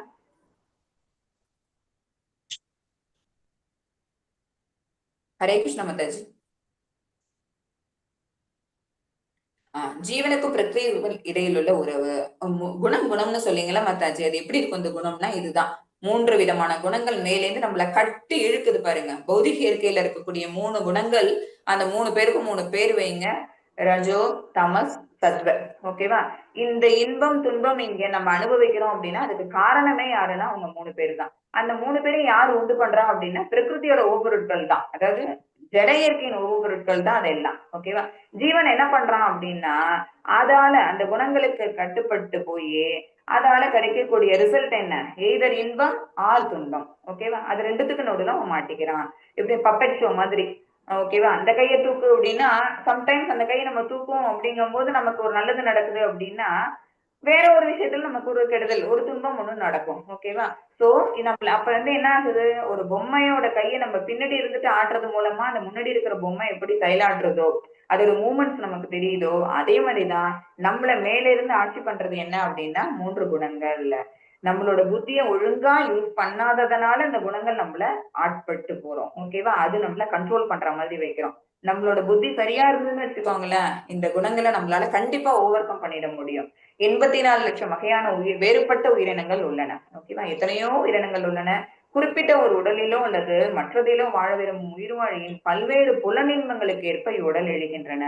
எப்படி கிடைக்கும் அப்படின்னு பார்த்தா, நான் சொன்னேன்ல எக்ஸாம்பிளுக்கு இப்போ 2 இதுக்கு முன்னாடி சொன்னேன் ஸ்லோகால, நம்ம இதே வழியில போயிட்டு இருந்தோம்னா நமக்கு நெக்ஸ்ட் ஜென்மால இதே மாதிரி ஒரு மனித உடல் நல்ல ஒரு ரிச்சான வீட்லயோ, ஸ்காலர்லி பர்சன் வீட்லயோ, ஒரு ராஜாவோட வீட்லயோ, ஓகேவா? சோ அந்த மாதிரி நமக்கு பிறப்பிடும். இதுவே அப்படி இல்லாம நம்ம வேற வழியில நம்மளோட ஞாபகங்கள் கூட செலுத்தணும்னு வச்சுக்கோங்களேன், நம்ம செய்யக்கூடிய கர்மாக்கள் எல்லாமே அந்த மாதிரி நம்ம வீணாக்கிட்டு இருந்தோம்னு வச்சுக்கோங்களேன், அப்ப என்ன ஆகும்? ரொம்ப மோசமான ஒரு பிறவி. ஓகேவா? ரொம்ப மோசமான ஒரு உடல் எடுக்கக்கூடிய நம்மளே அதுக்கு நம்மள ரெடி பண்ணிக்கிறோம்னு அர்த்தம். எடுக்கக்கூடிய அந்த ஒரு விளைவு வர்றதுக்கு காரணம் என்ன அப்படின்னா நம்ம செய்யக்கூடிய ஒரு செயலாலதான். ஓகேவா? சோ அதுக்கு என்ன மெயின் ரீசன் என்ன அப்படின்னா நம்மளோட புலன் இன்பம் தான். அப்ப இந்த 5 விதமான புலன்கள், கண்ணு, காது, கை, வாய், மூக்கு, இந்த மாதிரி எல்லாத்தையும் நம்ம என்ன செய்யறோம் அப்படின்னா கரெக்டான இடத்தை பார்த்து நம்ம செலுத்தணும். ஓகேவா? அந்த மாதிரி பண்ணணும் அப்படின்னா இந்த மாதிரி கீழ்நிலையான இருக்கக்கூடிய எந்த ஒரு உடலையும் இந்த ஜீவாத்மா எடுக்கிறதுக்கு நம்மளே விட மாட்டோம். அல்லது நிச்சயமா அந்த மாதிரி கீழ்மையான ஒரு உடலை எடுத்துதான் அந்த ஜீவன் அல்லல் வரும். உயிர்வாழி தனது முந்தைய விருப்பம் மற்றும் செயல்களுக்கு ஏற்ப ஆசிர்வதிக்கப்பட்ட அல்லது சபிக்கப்பட்ட சூழ்நிலைகளை பெறுகிறான். இப்ப சொன்னதுதான். ஓகேவா? சோ ரொம்ப நல்ல இடத்துலயும் உடல் எடுத்து அந்த மாதிரியான ஒரு இடத்துக்கும் போகலாம். அல்லது நாய், பன்றி, நாயை தின்பவன், இந்த மாதிரி எந்த உடலை வேணாலும் எடுக்கலாம். அதுனா பிளஸ்டு, இதுனா கர்ஸ்டு. ஓகேவா? ஒருவனது விருப்பங்களுக்கும் செயல்களுக்கும் ஏற்ப அவன் இன்பரும் உருவமோ துன்பம் உருவோ செய்வான். அவனது விருப்பங்கள், செயல்கள். ஓகேவா? சோ சொன்னேன், இந்த கண்ணால கோயில்ல இருக்கிற அர்த்தாந்திரத்தை பாக்குறதும், கண்ணால ஒரு சினிமா மூவில போயிட்டு அங்க ஒரு சினிமா ஹீரோவை பார்த்துட்டு நம்ம ஆசைப்படுறதும், அதனாலே நமக்கு என்ன கிடைக்கும்? அப்போதைக்கு இன்பம் கிடைக்கும். ஆனா நமக்கு பின்னாடி துன்பம் தான். ஏன்னா அது டெம்பரரி ஹாப்பினஸ். பட் அஷ்டாங்கிரகத்தை பார்த்து நம்ம 9 டைப்ஸ் ஆஃப் டிவோஷனல் சர்வீஸ்ல எந்த சர்வீஸை நம்ம செஞ்சோம்னாலும் நமக்கு நிச்சயமா we can attain maximum happiness தான். ஓகேவா? சோ இன்ப துன்பங்களுக்கு யாரு காரணம்? இப்ப தெரிஞ்சிருக்கும், உயிர்வாழி தான் காரணம். ஹரே கிருஷ்ண மாதாஜி. யார் படிக்கிறீங்க? ஹரே கிருஷ்ண மாதாஜி. இவ்வாறு அந்த ஜட இயற்கையில் உள்ள உயிர்வாழி இயற்கையின் குணங்களை அனுபவித்துக் கொண்டு வாழ்வின் வழிகளை பின்பற்றுகின்றான். இவை ஜட இயற்கையின் தொடர்பினால் ஏற்படுபவை. இவ்வாறு பல்வேறு இனங்களில் அவன் நன்மை தீமைகளை சந்திக்கின்றான். ஹரே கிருஷ்ணா மாதாஜி. எஸ் மாதாஜி. ஹரே கிருஷ்ணா. இவ்வாறாக ஜட இயற்கையில் உள்ள உயிர்வாழி இயற்கையின் முக்குணங்களை அனுபவித்துக் கொண்டு, இப்ப முக்குணங்கள் பத்தி உங்களுக்கு ஓரளவுக்கு நல்லாவே புரிஞ்சிருக்கும்னு நினைக்கிறேன். 3 குணங்கள்ல எந்த குணங்கள்ல இருந்தா சிறந்த உடம்பு எடுக்க முடியும், எந்த குணத்துல இருந்தா ரொம்ப மோசமான விளைவுகளை சந்திப்பான்னு உங்களுக்கு புரிஞ்சிருக்கும். சோ அந்த இயற்கையின் முக்குணங்கள் நம்மள கண்ட்ரோல் பண்ணிக்கிட்டு இருக்குது. அதை அனுபவிச்சுட்டா என்ன செய்யறாங்க? வாழ்வின் வழிகளை பின்பற்றுகின்றான். ஓகேவா? நமக்கு விதிக்கப்பட்ட கடமை என்ன? குடும்பம், குழந்தை இதெல்லாத்தையும் பார்க்கணும் அப்படின்னா அதுக்கான வேலையை நம்ம செய்யறோம். ஆனா நல்ல குணத்துல இருந்து செஞ்சோம்னு வச்சுக்கோங்களேன், நம்மளோட வாரிசுகளும் அதே குணத்தை பின்பற்றி அவங்களும் ஒரு நல்ல ஒரு ஸ்டேஜுக்கு வரதுக்கான வாய்ப்பும் இருக்கு. ஓகேவா? நம்ம தான் அவங்களுக்கு டார்ச் போட்டு காட்டணும், ரைட்டான பாத் எது அப்படிங்கறத காட்டணும். இவ்வாறு இயற்கையின் தொடர்பினால் ஏற்படுபவை. இவ்வாறு பல்வேறு இனங்களில் அவன் நன்மை தீமைகளை சந்திக்கின்றான். ஓகேவா? சோ நல்ல குணத்துல இருந்தாங்கன்னா நல்ல உடல். இதுல பாத்தீங்க அப்படின்னா ஆத்மா வந்து ஒரு ஒரு உடலா கிராஸ் பண்ணி போயிட்டு இருக்கு பாருங்க. அது அதோட செய்யற செயல்களை பொறுத்து ரொம்ப கீழ்நிலையில இருக்கிற ஒரு உடலை எடுத்தது அதோட செயல்கள் கொஞ்சம் நல்லா இருந்ததுன்னா அடுத்த ஸ்டேஜ் அந்த மாதிரியான ஒரு ஸ்பீஷிஸோட உடலை எடுக்கும். அங்க இருக்கும்போது நல்ல ஒரு செயல்களை செஞ்சது அப்படின்னா அதுக்கு அடுத்த ஸ்டேஜ்ல இருக்க ஸ்பீஷிஸ் அந்த உடலை எடுக்கும். இந்த மாதிரி மாற்றி மாற்றி எடுத்து அதை கடைசியா என்ன வருது, மனித உடலை எடுக்குது. ஓகே மாதாஜி, மனித உடலை எடுத்தாச்சுன்னா சூப்பரா மாதாஜி. திருப்பி நம்ம நாய் உடலை, பன்றி உடலை, ஏதாவது மோசமான உடலை எடுக்கிறதுக்கும் வாய்ப்பு இருக்கு. அங்கேருந்து தடார்னு கீழே சறுக்கி விழுந்தோம்னா எவ்வளவு பெரிய அடி விழுன்னு பாருங்க. ஏன்னா நமக்கு இருக்கிறதுலே ஹை பொசிஷன் பகவான் வந்து இந்த மனித உடலை கொடுத்துட்டாங்க. இதுல இருந்து நம்ம சிந்திச்சு நம்ம பகவானை உணராம தப்பு பண்ணோம்னு வச்சுக்கோங்களேன், அப்ப நமக்கு எப்படி இருக்கும், ரிசல்ட் ரொம்ப பலமா தான் இருக்கும். ஒருவன் கிருஷ்ண உணர்வில் நிலை பெறாத வரை, ஓகேவா, ஒரு உடலில் இருந்து மற்றொரு உடலிற்கு மாறும்படி அவனது ஜட உணர்வு அவனை பலவந்தப்படுத்தும். ஏனெனில் நினைவிற்கு எட்டாத காலம் மூலம் அவனிடம் ஜட ஆசைகள் உள்ளன. ஓகேவா? இதுதான் இந்த ஜட ஆசைகள் இருக்கிற வரைக்கும். இந்த ஆசைகள் எதனால தோன்றுது? முக்குணங்களால தோணுது. முக்குணங்களுக்கு கண்ட்ரோல் பட்டு போற வரைக்கும் இங்கேதான் இந்த பர்த் டெத் சைக்கிள்குள்ளேதான் அவன் இருப்பான். அப்ப இதுல இருந்து எப்படி விடுபடுறது? சிம்பிள் சொல்யூஷன் கிருஷ்ண உணர்வு, கிருஷ்ணா கான்சியஸ்னஸ் இருந்தது. எப்படி மாதாஜி இதை கொண்டு வர்றது? நேத்தியே சொல்லியாச்சு, ஆத்மாவுக்கு உணவிடும் போது வயிற்றுக்கு உணவிடுற மாதிரி ஆத்மாவுக்கு உணவு கொடுக்கணும். ஆத்மாவுக்கு கொடுக்கக்கூடிய உணவு எது அப்படின்னு பாத்தீங்கன்னா பகவானுடைய நாம ஜபங்கள். அதை நம்ம பண்ணணும் அப்படின்னா இந்த குணங்களோட ஆதிக்கத்திலேருந்து, ஓகேவா, குணங்களோட ஆதிக்கத்திலேருந்து நம்மளால விடுபட முடியும். ஹரே கிருஷ்ணா.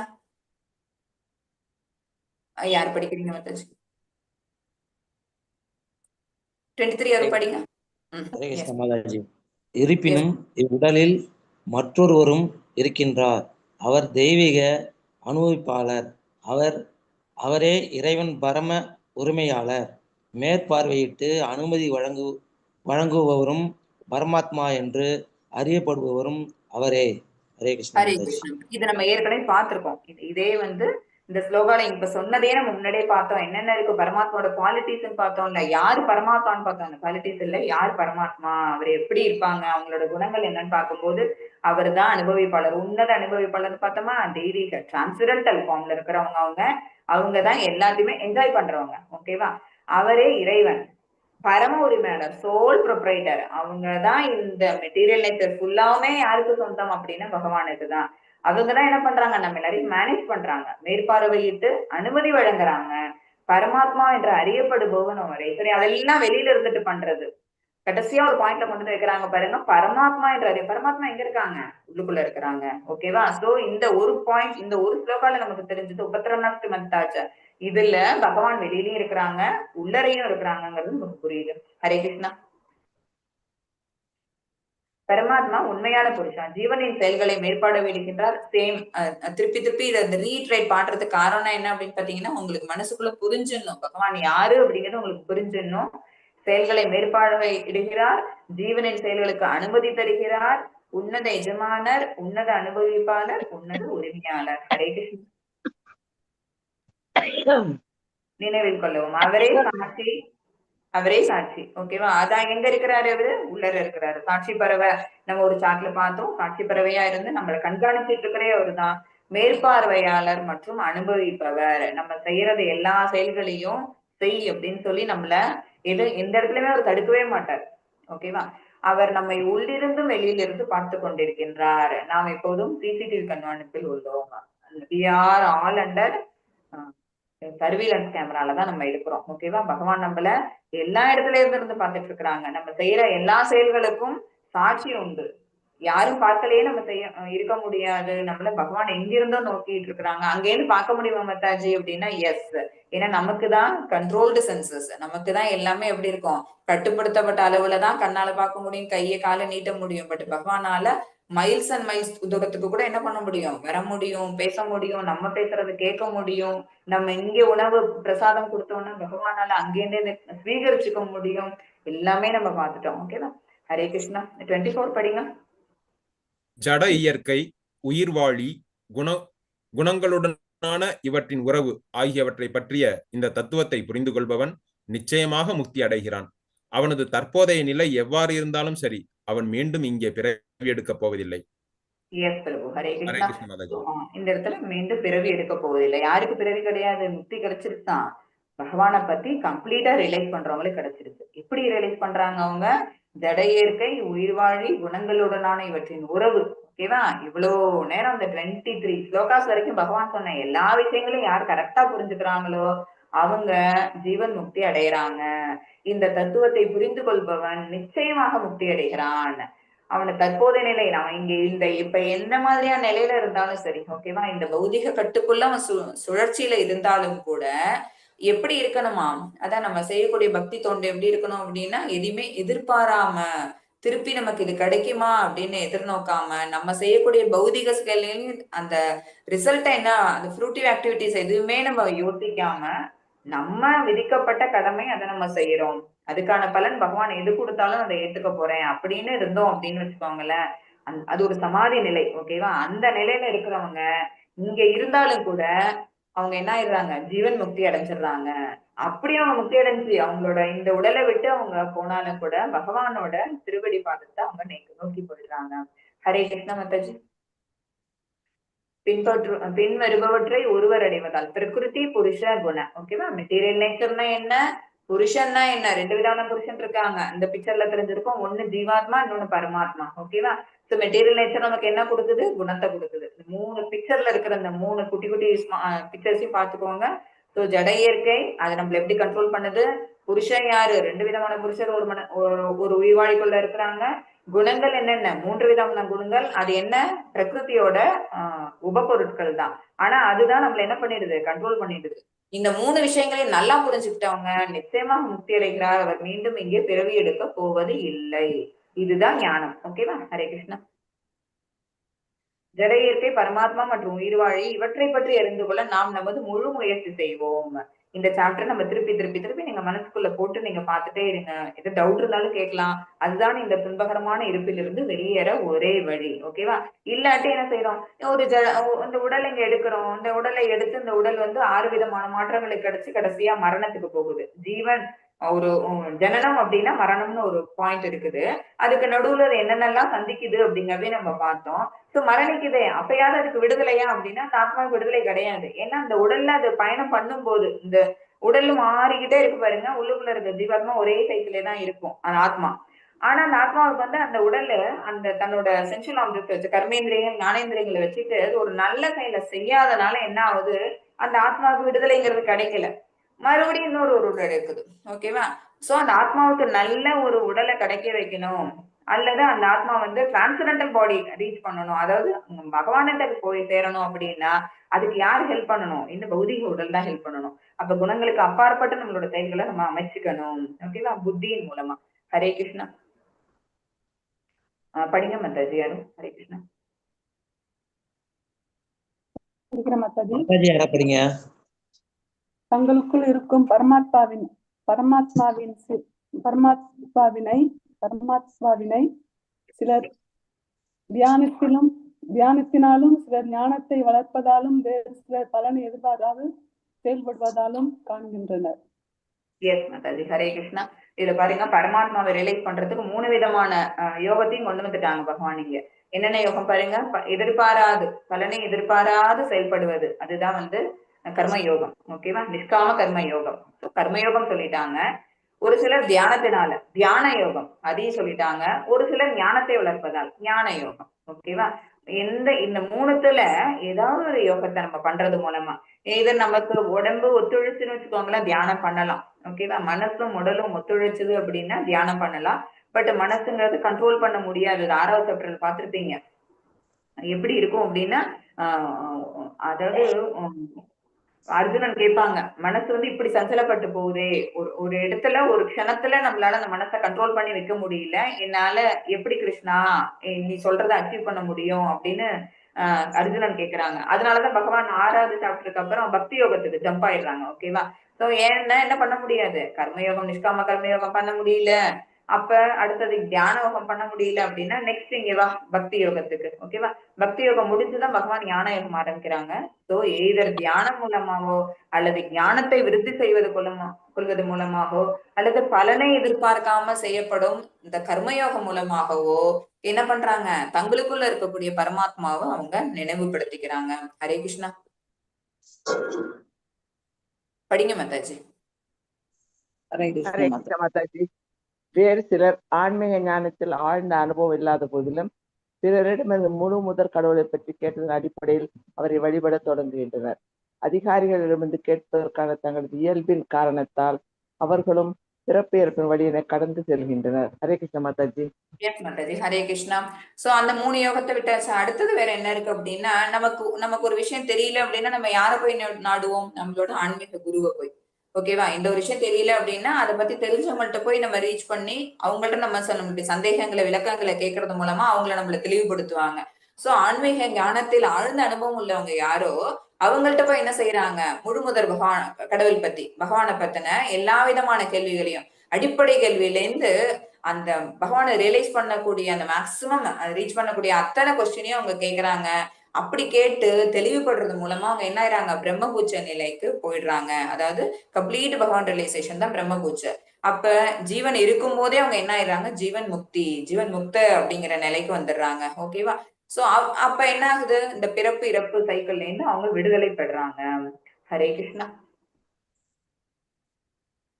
தியானம் ஞான விருத்தி செய்து கொள்ளுதல், பலன் கருதாமல் செயல்படுதல், கேட்பதன் மூலம் பக்தி. ஓகேவா? இப்ப பகவானை எப்படி எல்லாம் புரிஞ்சுக்கலாங்கிறதுக்கு இந்த 4 ஸ்லோகத்திலயும் பகவான் சொன்ன 2 ஸ்லோகத்திலயும் பகவான் சொன்ன விஷயங்கள் என்னன்னா, ஏதர் தியான யோகா அல்லது ஞானத்தை விருத்தி செய்து கொள்றது. ஞானத்தை விருத்தி செய்யறதுக்கு நம்ம பகவத்கீதை, பாகவதம் இந்த மாதிரி புக்ஸ் படிக்கிறது. ஓகேவா? வேதங்கள் எல்லாத்தையும் படிக்கிறது. பலன் கருதாமல் மற்றவங்களுக்கு உதவி செய்யறது. ஓகேவா? நம்ம இதை செஞ்சோம்னா அவங்க திருப்பி நமக்கு செய்வாங்களா, அதை எதிர்பார்க்காம நம்ம பண்றதுக்கு பேர் தான் பலன் நோக்காத செயல்கள்னு அர்த்தம். பலன் கருதா செயல்கள். ஓகேவா? அடுத்தது கேட்பதன் மூலமா நம்மளோட குரு கிட்ட போய் அதுவும் அந்த குரு நம்ம பணிவோட கேட்கணும். ஓகேவா? நம்ம கேட்கக்கூடிய விஷயங்களை அவங்கள்ட்ட ரொம்ப பொறுமையாவும் பணிவோடையும் அன்போடையும் அவங்களுக்கு செய்ய வேண்டிய சேவைகளை செஞ்சு கேட்டோம் அப்படின்னா அதுக்கான பலன் நமக்கு நிச்சயமா கிடைக்கும். சோ இப்படி எல்லாம் என்ன பண்றோம் அப்படின்னா பகவானை பத்தின அறிவு வளர்த்துக்கிறோம். ஹரே கிருஷ்ணா. ஹரே கிருஷ்ணா மாதாஜி. படித்தவர்கள் படிக்க எஸ் மாதாஜி. இது படிங்க 27. படிக்கிற மாதாஜி. பாரதர்களின் தலைவனே, அசைவன அசையாதவன என எதையெல்லாம் நீ காண்கிறாயோ அவையெல்லாம் செயல்களின் களத்தை அறிபவனும் இணைந்த கலவையே ஆகும். பாரதர்களின் தலைவனே, அசைவன அசையா மாதாஜி. எஸ் மாதாஜி படிங்க. அசைவன அசையாதவன எதையெல்லாம் நீ காண்கிறாயோ அவையெல்லாம் செயல்களின் களத்தை அறிபவனும் இணைந்த கலவையாகும். எஸ் மாதாஜி. அதுவே ரிப்பீட் ஆகுதுன்னு உங்கள்ட்ட சொல்ல வந்தேன், வேற ஒண்ணும் இல்ல.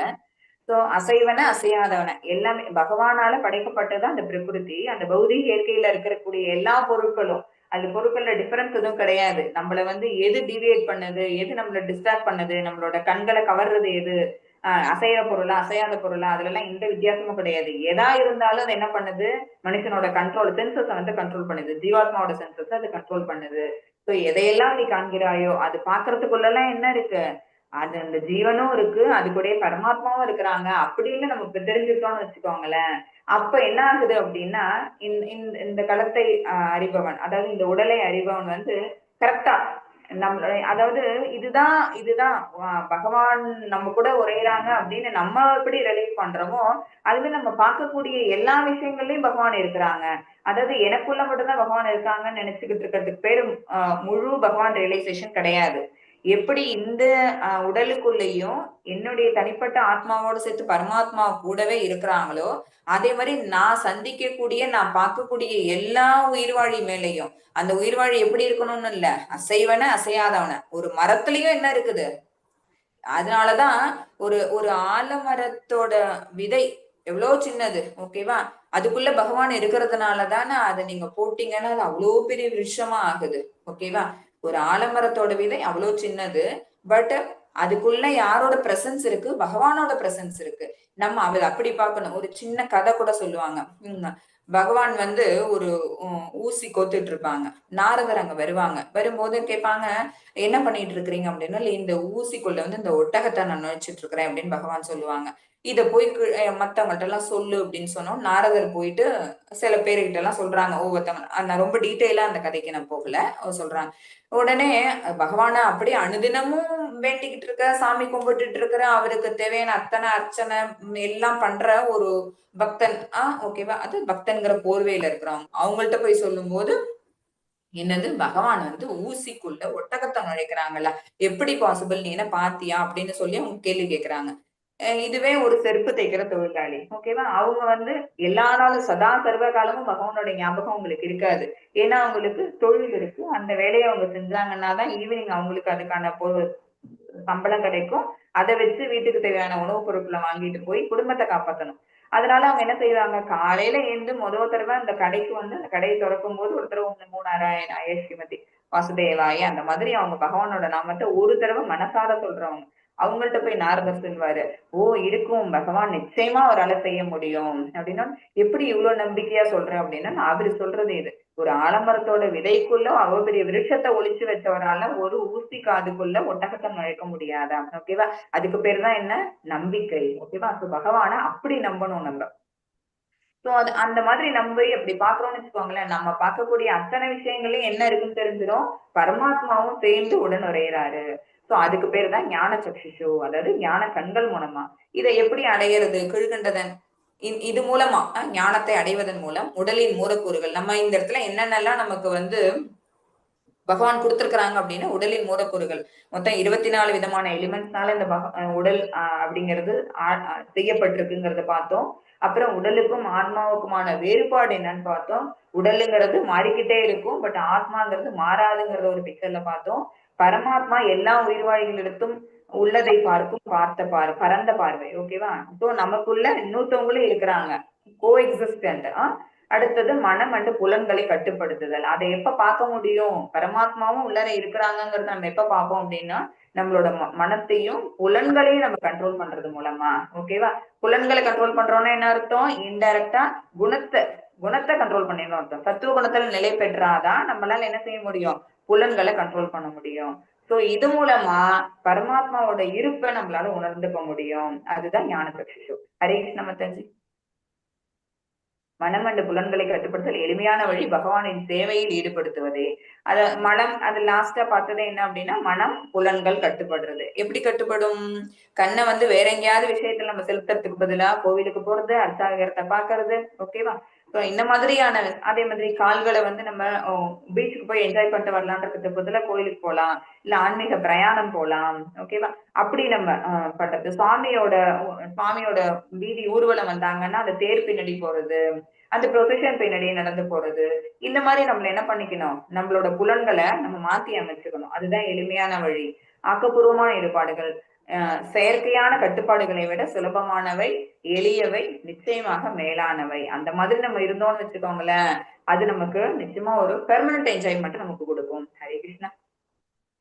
அனைத்துமே உயிர் வாழியும் ஜட இயற்கையும் கலந்த கலவையே ஆகும். ஆமா, இந்த ஜட இயற்கை மெட்டீரியல் வேர்ல்டு ஃபுல்லாவே இருக்கக்கூடியது என்ன அப்படின்னு பாத்தீங்கன்னா, அது கொடுத்த உபப்பொருட்கள். ஓகேவா? ஜட இயற்கையோட உபப்பொருட்களும் உயிர்வாழிகளும் தான் இங்க இருக்கிறாங்க.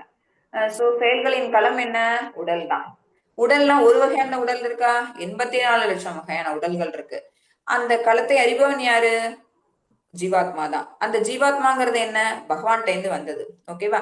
பகவான் தேர்ந்து வந்த அந்த ஜீவாத்மா எந்த உடலை இங்க எடுக்குது அப்படின்னா, இந்த சொல்லப்பட்டிருக்க 84 வகையான உடல்களை ஏதோ ஒரு உடலை எடுத்து இங்க இருக்கிற விஷயங்களை அதை என்ன பண்ணிக்கிட்டு இருக்குது? என்ஜாய் பண்ணிக்கிட்டு இருக்குது. ஹரே கிருஷ்ணா.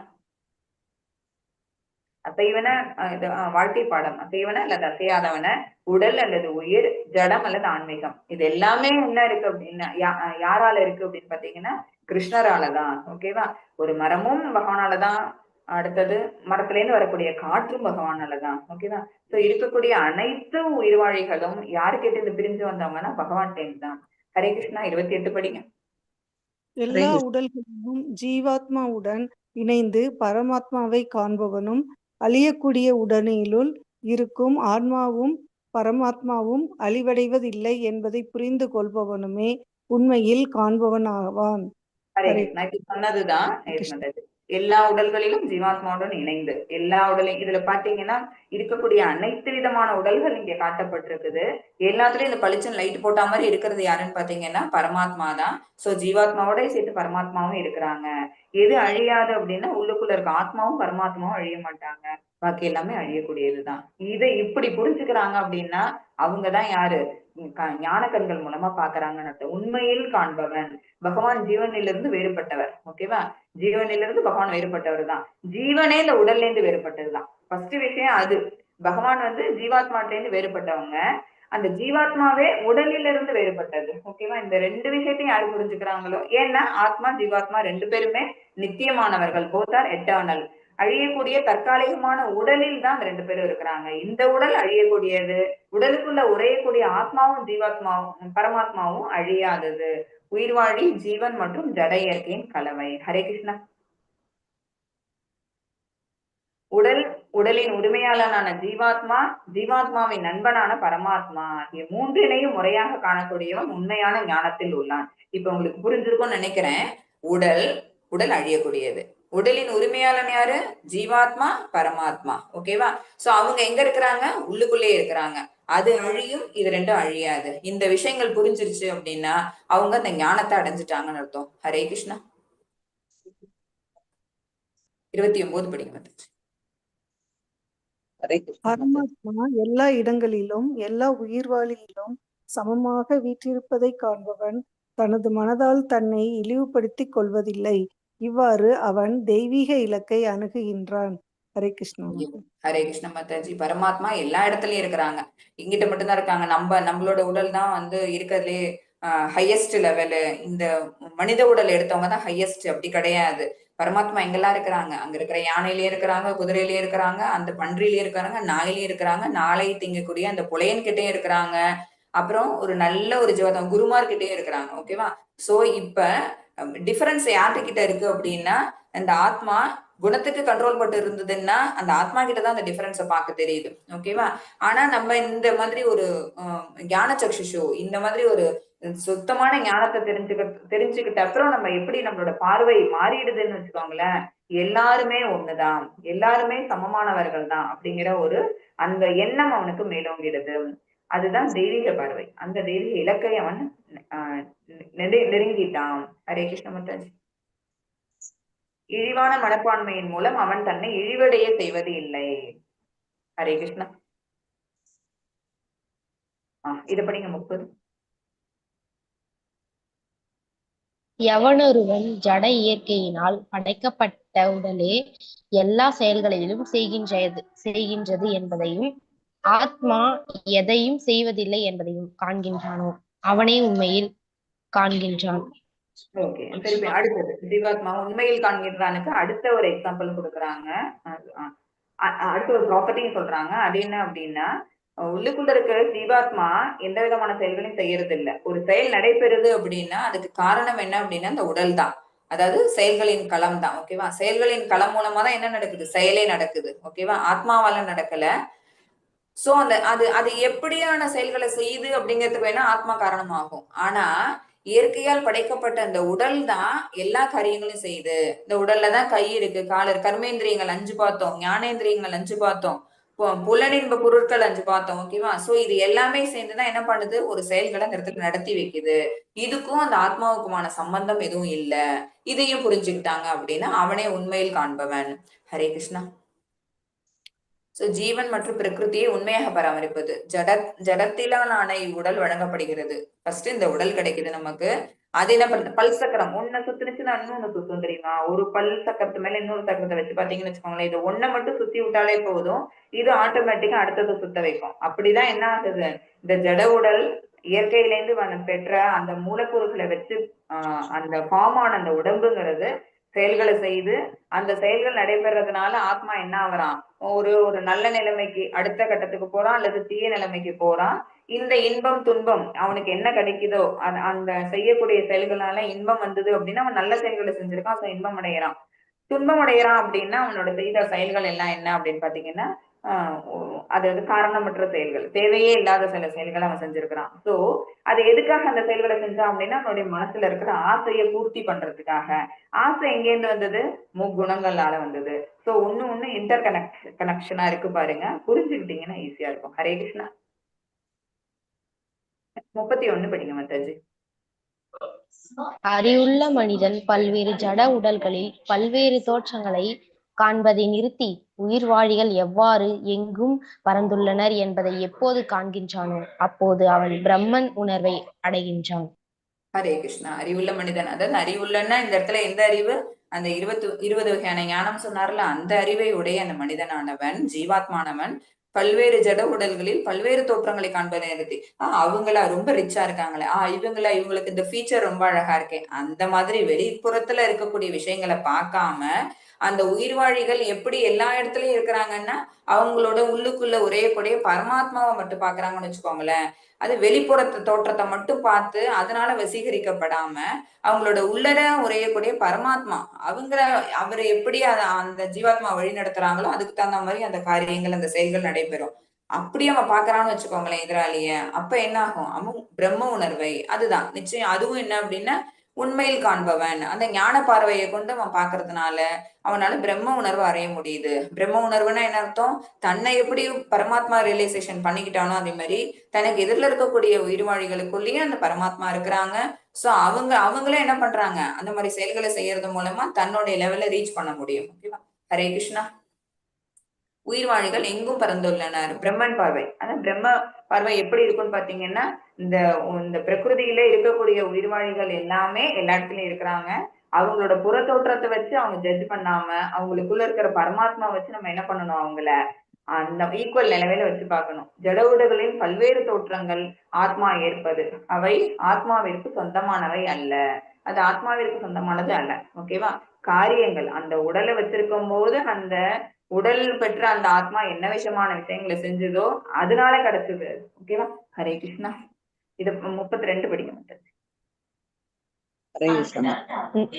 ஹரே கிருஷ்ணா மாதாஜி. நித்தியத்தின் பார்வையை உடையவர்கள் அழிவற்ற ஆத்மா தெய்வீகமானது, நித்தியமானது, இயற்கையின் குணங்களுக்கு அப்பாற்பட்டது என்பதை காண முடியும். ஜட உடலில் தொடர்பில் இருந்தாலும் கூட அர்ஜுனா, ஆத்மா எதையும் செய்வதோ பந்தப்படுத்துவதோ இல்லை. எஸ் மாதாஜி. ஹரே கிருஷ்ணா. நித்தியத்தின் பார்வையுடைய, நித்தியத்தின் பார்வைன்னா என்ன அர்த்தம் அப்படின்னா அவங்க அந்த பிரம்மகுச்ச நிலைக்கு போயிட்டாங்கன்னு அர்த்தம். அழிவற்ற ஆத்மா தெய்வீகமானது. இந்த உடல் தான் அழியக்கூடியது. எகெயின் அண்ட் எகெயின் அதே தான் சொல்லிட்டே இருக்கிறாங்க. அழிவற்ற ஆத்மா இந்த அழியக்கூடிய உடலை பத்தி யோசிக்குது ஃபர்ஸ்ட். ஓகேவா? ஆனா அந்த ஆத்மா ஒரு டிரான்ஸ்டன்டல் நிலைக்கு போன விட்டு அந்த ஆத்மாங்கிறது தெய்வீகமானது, அதாவது தன்னை பகவானோட ரிலேட் பண்ணிக்க முடியும். ஏன்னா அவங்கள்ட்ட இருந்து பிரிஞ்சு வந்தது தானே ஜீவாத்மாங்கிறது, பின்ன பகுதி தானே. ஓகேவா? சோ அது நித்தியமானது. பகவானோட அதே சக்தி இதுக்குள்ளேயும் இருக்குது, இந்த ஆத்மாக்குள்ளேயும் இருக்குது. பட் ரொம்ப கம்மியான அளவுல இருக்குன்னு அன்னைக்கே பார்த்தோம். இயற்கையின் குணங்களுக்கு அப்பாற்பட்டது. ஆத்மா ஒரிஜினலா வரும்போது எப்படி இருக்கும்னா பகவான் மாதிரியே தான் நிர்குணமா தான் இருக்கும். பட் இந்த பௌதிகத்துக்குள்ள விட்டு புலன்களால கண்ட்ரோல் பண்ண என்ன ஆயிடுது? குணங்களுக்கு கண்ட்ரோல் ஆயிடுது. சோ குணங்களுக்கு அப்பாற்பட்டு எப்ப போறோம் அப்படின்னு பாத்தீங்கன்னா நிர்குணவாதியா இருக்கும்போது, அதாவது பிரம்மபுச்சா நிலையில பகவான பரமாத்மாவை ரியலைஸ் பண்ண விட்டு என்ன ஆகுது? அந்த ஆத்மா தன்னை இந்த உடல்ல இருந்து தனித்து பாக்குது. இந்த உடல் வேறு தான் வேறு அப்படிங்கிற அந்த ஒரு விஷயம் அவனுக்கு கிடைச்சு விட்டு ஜட உடலின் தொடர்பில் இருந்தாலும் கூட, இந்த உடலுக்குள்ளேயே இந்த ஆத்மா உறைந்தாலும் கூட தன்னை ஐசோலேட் பண்ணி பார்த்துக்குது. அர்ஜுனா, ஆத்மா எதையும் செய்வதோ பந்தப்படுத்துவதோ படுவதோ இல்லை. ஓகேவா? அது வரைக்கும் உள்ளுக்குள்ள ஆத்மாவும் இந்த உடலுமா ஒண்ணுன்னு நினைச்சிட்டு இருக்கும் போது இந்த செயலை செஞ்சது யாருன்னா நான் தான் செஞ்சேன் அப்படின்னு சொல்லிப்பேன். ஆனா நமக்குள்ள எப்ப பகவான் இருந்து நம்ம எல்லாரையும் கண்ட்ரோல் பண்ணிட்டு இருக்காங்க, நம்ம எதுக்கும் காரணம் கிடையாதுங்கிற விஷயம் நமக்கு புரிஞ்சிருச்சுன்னு வச்சுக்கோங்களேன். அப்ப என்ன ஆயிடும்? நமக்கு இந்த உடல் எனக்கு தற்காலிகமானதுதான், இது எனக்கு கூடவே எப்பவும் வரப்போறது இல்ல. இன்னொன்னு, எந்த விதமான இன்பமும் துன்பமும் எது கொடுக்குது அப்படின்னா இந்த உடல் தான் கொடுக்குது. உடல் செய்யக்கூடிய செயல்கள்னால உடலுக்கு தான் அது கிடைக்குது. ஆத்மா துன்புற போறது இல்லை.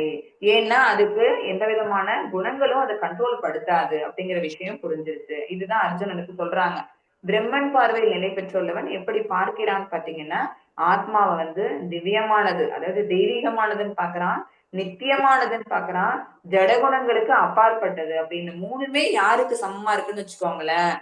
பரமாத்மாவுக்கு சமமா இருக்கு பாருங்க. சோ ஆத்மாவோட இந்த 3 விதமான இந்த டிரான்சரண்டல் நேச்சர் 3மே எப்படி இருக்குன்னா பரமாத்மாவுக்கு ஈக்குவலண்டா இருக்குது. ஜடத்துடன் கலப்பதோ அல்லது பந்தப்படுவதோ இல்லை. இது மாதிரி இதுக்கு முன்னாடி எது இருந்துட்டு இருந்தது? இந்த உடலுக்குள்ள உரையக்கூடிய பரமாத்மா இப்படிதான் இருக்கும். திவ்யமா இருக்கும், நித்தியமா இருக்கும், ஜடகுணங்களுக்கு அப்பாற்பட்டு இருக்கும், ஜடத்தோட கலக்காது, படாது. அதே மாதிரி ஆயிடுச்சு அந்த ஜீவாத்மாவின் உடலுக்குள்ள இருக்கிற ஆத்மாவோட அந்த நிலையும் எப்ப ஞானத்தை அடைந்து விட்டு. ஓகேவா? ஹரே கிருஷ்ணா. ஆத்மாவிற்கு இரங்கல் செய்தி இல்லை. ஹரே கிருஷ்ணா. உடல் தான் அழியும், ஆத்மாவுக்கு அழிவு இல்லை. ஞான சக்தி மூலமா நம்ம தெரிஞ்சுக்கிட்டது இந்த ஒரு ஸ்லோகாலையும் என்ன தெரிஞ்சுக்கிட்டாங்க அப்படிங்கறத இதுல போட்டிருக்காங்க. ஆத்மாவின் ஜடத்தையும் வேறுபடுத்தி அறிவது. ஓகேவா? அதாவது உடல் வேறு ஆத்மா வேறு ஒரு ஸ்லோகம் சொல்லிடுச்சு. எல்லா உடல்களிலும் ஜீவாத்மாவோட பரமாத்மா இருக்கிறாங்க, அது ஒரு ஸ்லோகம். பரமாத்மா எல்லா இடங்களிலும் எல்லா உயிர்வாழியிலும் சமமாக விட்டு இருக்கிறாங்க. ஓகேவா? அது ஒரு ஸ்லோகா. ஜட இயற்கையினால் படைக்கப்பட்ட உடலே எல்லா செயல்களையும் செய்கின்றது, ஆத்மா எதையும் செய்வதில்லை.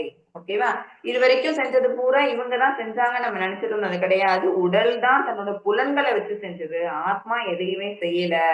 அது தெரிஞ்சிருச்சு. அது ஒரு ஸ்லோகா. 30வது ஸ்லோகா. உயிர்வாழியை அதன் செயல்களின் களத்திலிருந்து வேறுபடுத்தி காண்பது. செயல்களின் களம் எது? உடல் தான். ஓகேவா? சோ உயிர்வாழி வேறு, அந்த உடல் வேறு. இதுதான் லாஸ்டா ஒரு பிக்சர் பார்த்தோம்ல, உடல் தான் அழியும், அதுக்குதான் எக்ஸ்பைரி டேட் உண்டு, ஆத்மாவுக்கு டேட் கிடையாது. ஆத்மா ஜட உடலுடன் ஒருபோதும் கலப்பதில்லை, அது தெய்வீகமானது மற்றும் நித்தியமானது. இது 32வது ஸ்லோகம் மூலமா நமக்கு தெரிஞ்ச விஷயம். ஹரே கிருஷ்ண மந்தன்ஜி. 33 படிங்க. எங்கும் தனது நுண்ணிய இயற்கையினால் ஆகாயம் எதனுடனும் கலக்காமல் இருக்கின்றது. அதுபோல பிரம்மனின் பார்வையில் நிலை பெற்றுள்ள ஆத்மா உடலில் அமைந்திருந்தாலும் உடலுடன் கலப்பதில்லை. ஹரே கிருஷ்ண மாதாஜி. ஹரே கிருஷ்ண மாதாஜி. அது ஆத்மா உடலோட கலக்காம இருக்குது. அதுக்கு ஒரு எக்ஸாம்பிள் கொடுக்குறாங்க. அந்த ஆகாயம் எப்படி கலக்காம இருக்குதான்? அது எங்கும் நிறைந்திருந்தாலும் தனது நுண்ணிய இயற்கையினால் ஆகாயம் எதனுடன் கலக்காமல் இருக்கிறது. நம்ம இந்த கடல் பக்கம், பீச் பக்கம் போய் பாத்தீங்கன்னு வச்சுக்கோங்களேன், அந்த தொடுவானம்னு சொல்லுவாங்க. அந்த கடலோட தண்ணி ரொம்ப தூரத்துல கடலோட தண்ணியும் ஆகாயமும் போய் ஒரு இடத்துல சேர்ற மாதிரி இல்ல. நீங்க அந்த பாயிண்ட்ல போய் பாத்தீங்கன்னு வச்சுக்கோங்களேன், அப்பயும் அது ரெண்டும் ஒண்ணும் சேர போறது இல்ல. நமக்கு கண் மறைக்குது. ஓகேவா? நமக்கு என்ன பண்றோம் அப்படின்னா, நம்மளுக்கு இருக்கக்கூடிய அந்த கண்ட்ரோல்டு சென்சஸ் மூலமா நம்ம பாக்குறது என்ன அப்படின்னா, ஓகே அந்த இடத்துல அது ரெண்டும் ஒண்ணு சேர்ந்துருது போல இருக்கு. பட் அப்படி சேராது.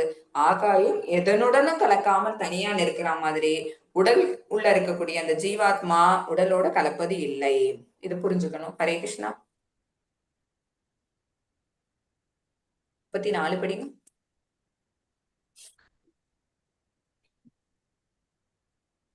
பரதனின் மைந்தனே, ஒரே ஒரு சூரியன் இந்த பிரபஞ்சம் முழுவதையும் பிரகாசமாக்குவதை போல உடலில் இருக்கும் ஆத்மா தனது உணர்வினால் உடல் முழுவதையும் பிரகாசப்படுத்துகிறான். ஒரு சூரியன். ஓகேவா? சூரியன் எங்க இருக்கு அப்படின்னு கேட்டோம்னு வச்சுக்கோங்களேன், நான் சொல்லுவேன் என் தலைக்கு மேல இருக்குன்னு. உங்களை கேட்டா நீங்க சொல்லுவீங்க உங்களுக்கு தலை மேல இருக்குன்னு. மத்தியானம் 12 மணி வெயில்ல நம்ம போய் நிற்கும் போது சூரியன் எங்க இருக்குன்னு எனக்கு போன் பண்ணி கேட்டீங்கன்னா என்னோட தலைக்கு மேல இருக்குது. ஏன்னா தலைக்கு மேலதானே இருக்கணும். அப்படி எப்படி நீங்க அந்த ஊர்ல இருக்கும்போது உங்க தலைக்கு மேல இருக்குது? ஆக ஒரே சூரியன் தான். அது அவ்வளவு தூரத்திலையும் அவ்வளவு பிரகாசமாவும் இருக்கிறதால அதால அவ்வளவு கிரணங்களை நம்ம மேல வீச முடியுது. ஓகேவா? அதே மாதிரிதான் இந்த உடலுக்குள்ள ஒரே ஒரு ஆத்மாவோட சைஸும் சொல்லியாச்சு, 1000த்துல 1 பங்கு. ஓகேவா? அதுவும் நம்மளோட முடியின் நுனியில இருக்கு. சரியா? அப்பனா எவ்வளவோ குட்டியோண்டு அது. பட் அது ஒண்ணு உள்ள இருக்கிறதுனாலதான் என்ன ஆகுது, இந்த உடலே இயங்கிக்கிட்டு இருக்குது. இவ்வளவு பெரிய உடல், இந்த உடலுக்குள்ள கிடைக்கக்கூடிய சக்தி எல்லாமே யாரு கொடுக்குறா? அந்த உள்ளுக்குள் உரையக்கூடிய அந்த ஆத்மா தான் கொடுக்குது. ஓகேவா? அந்த ஆத்மா தான் பிரகாசப்படுத்துது. சூரியன் எப்படி உலகம் பூரா பிரகாசப்படுத்துதோ அதே மாதிரி ஆத்மா அந்த உடலை பிரகாசப்படுத்துது. ஹரே கிருஷ்ணா. ஆத்மா உடலில் அமைந்திருந்தாலும் உடலிலுடன் கலப்பது இல்லை. எதனுடன் ஆகாயம் தான். அதே தான். மறுபடியும் உங்களுக்கு அதே தான் எக்ஸாம்பிள் கொடுத்திருக்கிறாங்க. சூரியன் பிரபஞ்சம் முழுவதையும் பிரகாசமாக்குவதை போல இந்த ஆத்மாவானது இந்த உடலை பிரகாசப்படுத்துகிறது. ஹரே கிருஷ்ணா. 35 படிங்க மாதாஜி. உடலுக்கும் உடலின் உரிமையாளனுக்கும் இடையிலான இந்த வேறுபாட்டை ஞான கண்களை கொண்டு அறிந்து ஜட இயற்கையின் பந்தத்திலிருந்து முக்தி பெறுவதற்கான வழிமுறையையும் புரிந்து கொண்டவர்கள் பரம இலக்கினை அடைகின்றனர். ஹரே கிருஷ்ண மாதாஜி. ஹரே கிருஷ்ண மாதாஜி. என்ன பரம இலக்கு என்ன? நம்ம திருப்பி பகவான் கிட்ட போறதுங்கிறது நம்மளோட பரம இலக்கு. அதுக்கு என்ன தேவை? அதுதான் அறியப்படும் பொருள். ஓகேவா? அதுதான் எங்க போறோங்கிறது தான் அறியப்பட வேண்டிய பொருள். எது மூலமா? ஞானத்து மூலமா. ஞானம் பகவான் கொடுத்தாங்களா? அப்ப பிரகிருதி தெரிஞ்சிருச்சு. இங்க செயல்கள் நம்ம செய்யறோம் அப்படின்னா அதுக்கான களம் என்ன, எதை வச்சு செய்யறோங்கிறது தெரிஞ்சிருச்சு. அந்த களத்தை அறிபவன் யாரு? க்ஷேத்ரஜ்ஞ, அதாவது ஜீவாத்மா. ஜீவாத்மா கூடவே இருக்கக்கூடிய பரமாத்மா யாருன்னு தெரிஞ்சிருச்சு. அடுத்தது ஞானம் என்னன்னு பகவான் கொடுத்துட்டாங்க. கேயம் என்ன? அறியப்படும் பொருள். பகவான் தான் அறியப்படக்கூடிய பொருள். அந்த பொருள் மூலமா பகவானை தெரிஞ்சுக்கிறது மூலமா நம்ம என்ன பண்ண போறோம்? அவர்கிட்டே போய் சேர்றது. இத்தனை விஷயங்களையும் ஓகேவா? சோ பிரகிருதி என்ன, உடல், அதை எப்படி அந்த பிரகிருதி உருவாக்குது, அந்த உடலைங்கிறது நம்ம படிச்சோம். 24 மூலகங்களை பத்தி ஒரு ஸ்லோகால படிச்சோம். அப்புறம் பகவானை ரியலைஸ் பண்றது எப்படின்னு இந்த அன்னமயா பிராணமயா அந்த ரியலைசேஷன் மூலமா பகவான் ரியலைசேஷனை பார்த்தோம். உடலுக்குள்ள 2 பேர் இருக்கிறாங்க, ஜீவாத்மா பரமாத்மான்னு. அவங்க 2 பேரும் கூடவே இருந்தாலும் கூட ஜீவாத்மாவை வந்து சாட்சியாதான் அவங்க பார்த்துட்டே இருக்கிறாங்க பகவான். ஓகேவா? அடுத்தது அவனுக்கு கிடைக்கக்கூடிய ஞானம் மூலமா அந்த ஜீவாத்மா என்ன பண்றான்? தன்னை அந்த உடல்ல இருந்து வேறுபடுத்தி பாக்குறான். தன்னை வேறுபடுத்தி பார்க்கும்போதுதான் அவனுக்கு பக்கத்துல சாட்சி பறவையா பகவான் இருக்கிறாங்கிறது தெரியுது. அப்ப அந்த பகவான் நமக்கு மட்டும்தான் இருக்கிறாங்களான்னு பார்த்தா இல்ல. அந்த ஞானக்கண் மூலமா அவன் பார்க்கும்போது எல்லாருக்குள்ளயும் அந்த பகவான் இருக்கிறாங்க. எப்படி இருக்கிறாங்க? ஈக்குவலா எல்லார்கிட்டயும் அவங்க தன்னை காமிச்சுக்கிறாங்க. சோ இது எல்லாத்தையும் தெரிஞ்சுக்கிட்டோம் அப்படின்னா நிச்சயமா நம்ம எங்க போயிடுவோம்? பகவானுடைய பகவான் இருக்கக்கூடிய அந்த பரம இலக்கு தான் நம்மளோட கோல். அதை நம்மளால ரீச் பண்ண முடியும். ஹரே கிருஷ்ணா. அதான் ஆத்மா, ஜீவாத்மா, ஒரு உடல். ஓகேவா? இதுதான் பிளஸ் முக்திக்கான வழிமுறை என்ன? Devotional service. எங்க நம்மளை கூட்டிட்டு போகுது? கிருஷ்ணாட்ட கூட்டிட்டு போகுது. இது ஒரு சிம்பிள் ஈக்குவேஷன். சோ உடல் வேறு, உடலுக்குள்ள இருக்கிற ஆத்மா உடலோட சம்பந்தப்படாதவன். பட் ஆத்மாவோட யார் சம்பந்தப்பட்டவங்க அப்படின்னா பரமாத்மா. இந்த விஷயத்த புரிஞ்சுக்கிட்டு முக்திக்கான வழிமுறை என்ன? அது ஞானம் தான். அந்த ஞானத்தை வந்து தியான யோகம் மூலமாவோ, பக்தி யோகம் மூலமாவோ, நிஷ்காம கர்ம யோகம் மூலமாகவோ அல்லது ஞான யோகம் மூலமாகவோ நம்ம அடைய பெறலாம். இந்த எந்த யோகமும் செய்ய முடியல அப்படின்னா குரு கிட்ட போய் நம்ம சரண்டர் பண்ணிக்கிட்டோம்னா அவங்க நம்ம வழிநடத்துவாங்க. நம்ம எங்க போய் சேர முடியும்? பகவானோட திருவடி பாதத்தை அடைய முடியும். ஹரே கிருஷ்ணா. அங்கீகரிக்கப்பட்ட ஆன்மீக குரு. நமக்கு எல்லாரும் குரு கிடையாது. ஓகேவா? சோ அங்கீகரிக்கப்பட்ட ஆன்மீக குருவின் வழிகாட்டுதலின் கீழ் அடக்கமான ஞானத்தை வளர்த்துக் கொள்வதன் மூலம் ஒருவன் இந்த ஜட உலகத்தின் பந்தத்திலிருந்து உண்மையிலேயே விடுபட முடியும். நம்ம எல்லாருக்கும் இப்ப யாரு நமக்கு குரு அப்படின்னா பகவான் பிரபுபாதா. அவங்கதான். அவங்க கொடுத்திருக்கிற நூல்களை நம்ம படிக்கிறது மூலமாவும் அவங்க காட்டுன அந்த பாதைகள் நம்ம ஃபாலோ பண்றது மூலமாவும் என்ன செய்ய முடியும்? நம்மளால அந்த டிரான்சிடென்டல் பாத்துக்கு நம்மளாலையும் போக முடியும். ஹரே கிருஷ்ணா. எஸ்மா. இது மறுபடியும் அந்த அத்தியாயம் 13 நம்ம என்ன பார்த்தோங்கிறதா இப்ப நான் கடைசி ஸ்லைட்லயே உங்களுக்கு விளக்கமா சொல்லிட்டேன். ஹரே கிருஷ்ணா. எஸ் மாதாஜி. பஞ்சகல்பதருபஸ்ய கிருபா சிந்துபியே வச்ச பதிதானா பாவனேபியோ வைஷ்ணவேபியோ நமோ நமः. ஹரே கிருஷ்ணா கிருஷ்ணா கிருஷ்ணா ஹரே ஹரே, ஹரே ராமா ராமா ராமா ஹரே ஹரே. சர்வம் கிருஷ்ணார்ப்பணமஸ்து. ஹரே கிருஷ்ணா. ஒரு நிமிஷம் மாதாஜி, லைவ் ஆஃப் பண்ணிடுறேன்.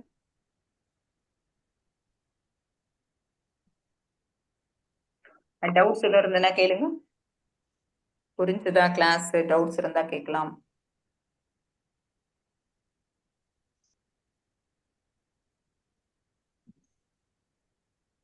ஹரே கிருஷ்ணா. என்ன யாரும் பேச மாட்டீங்க? ஹரே கிருஷ்ணா மாதாஜி.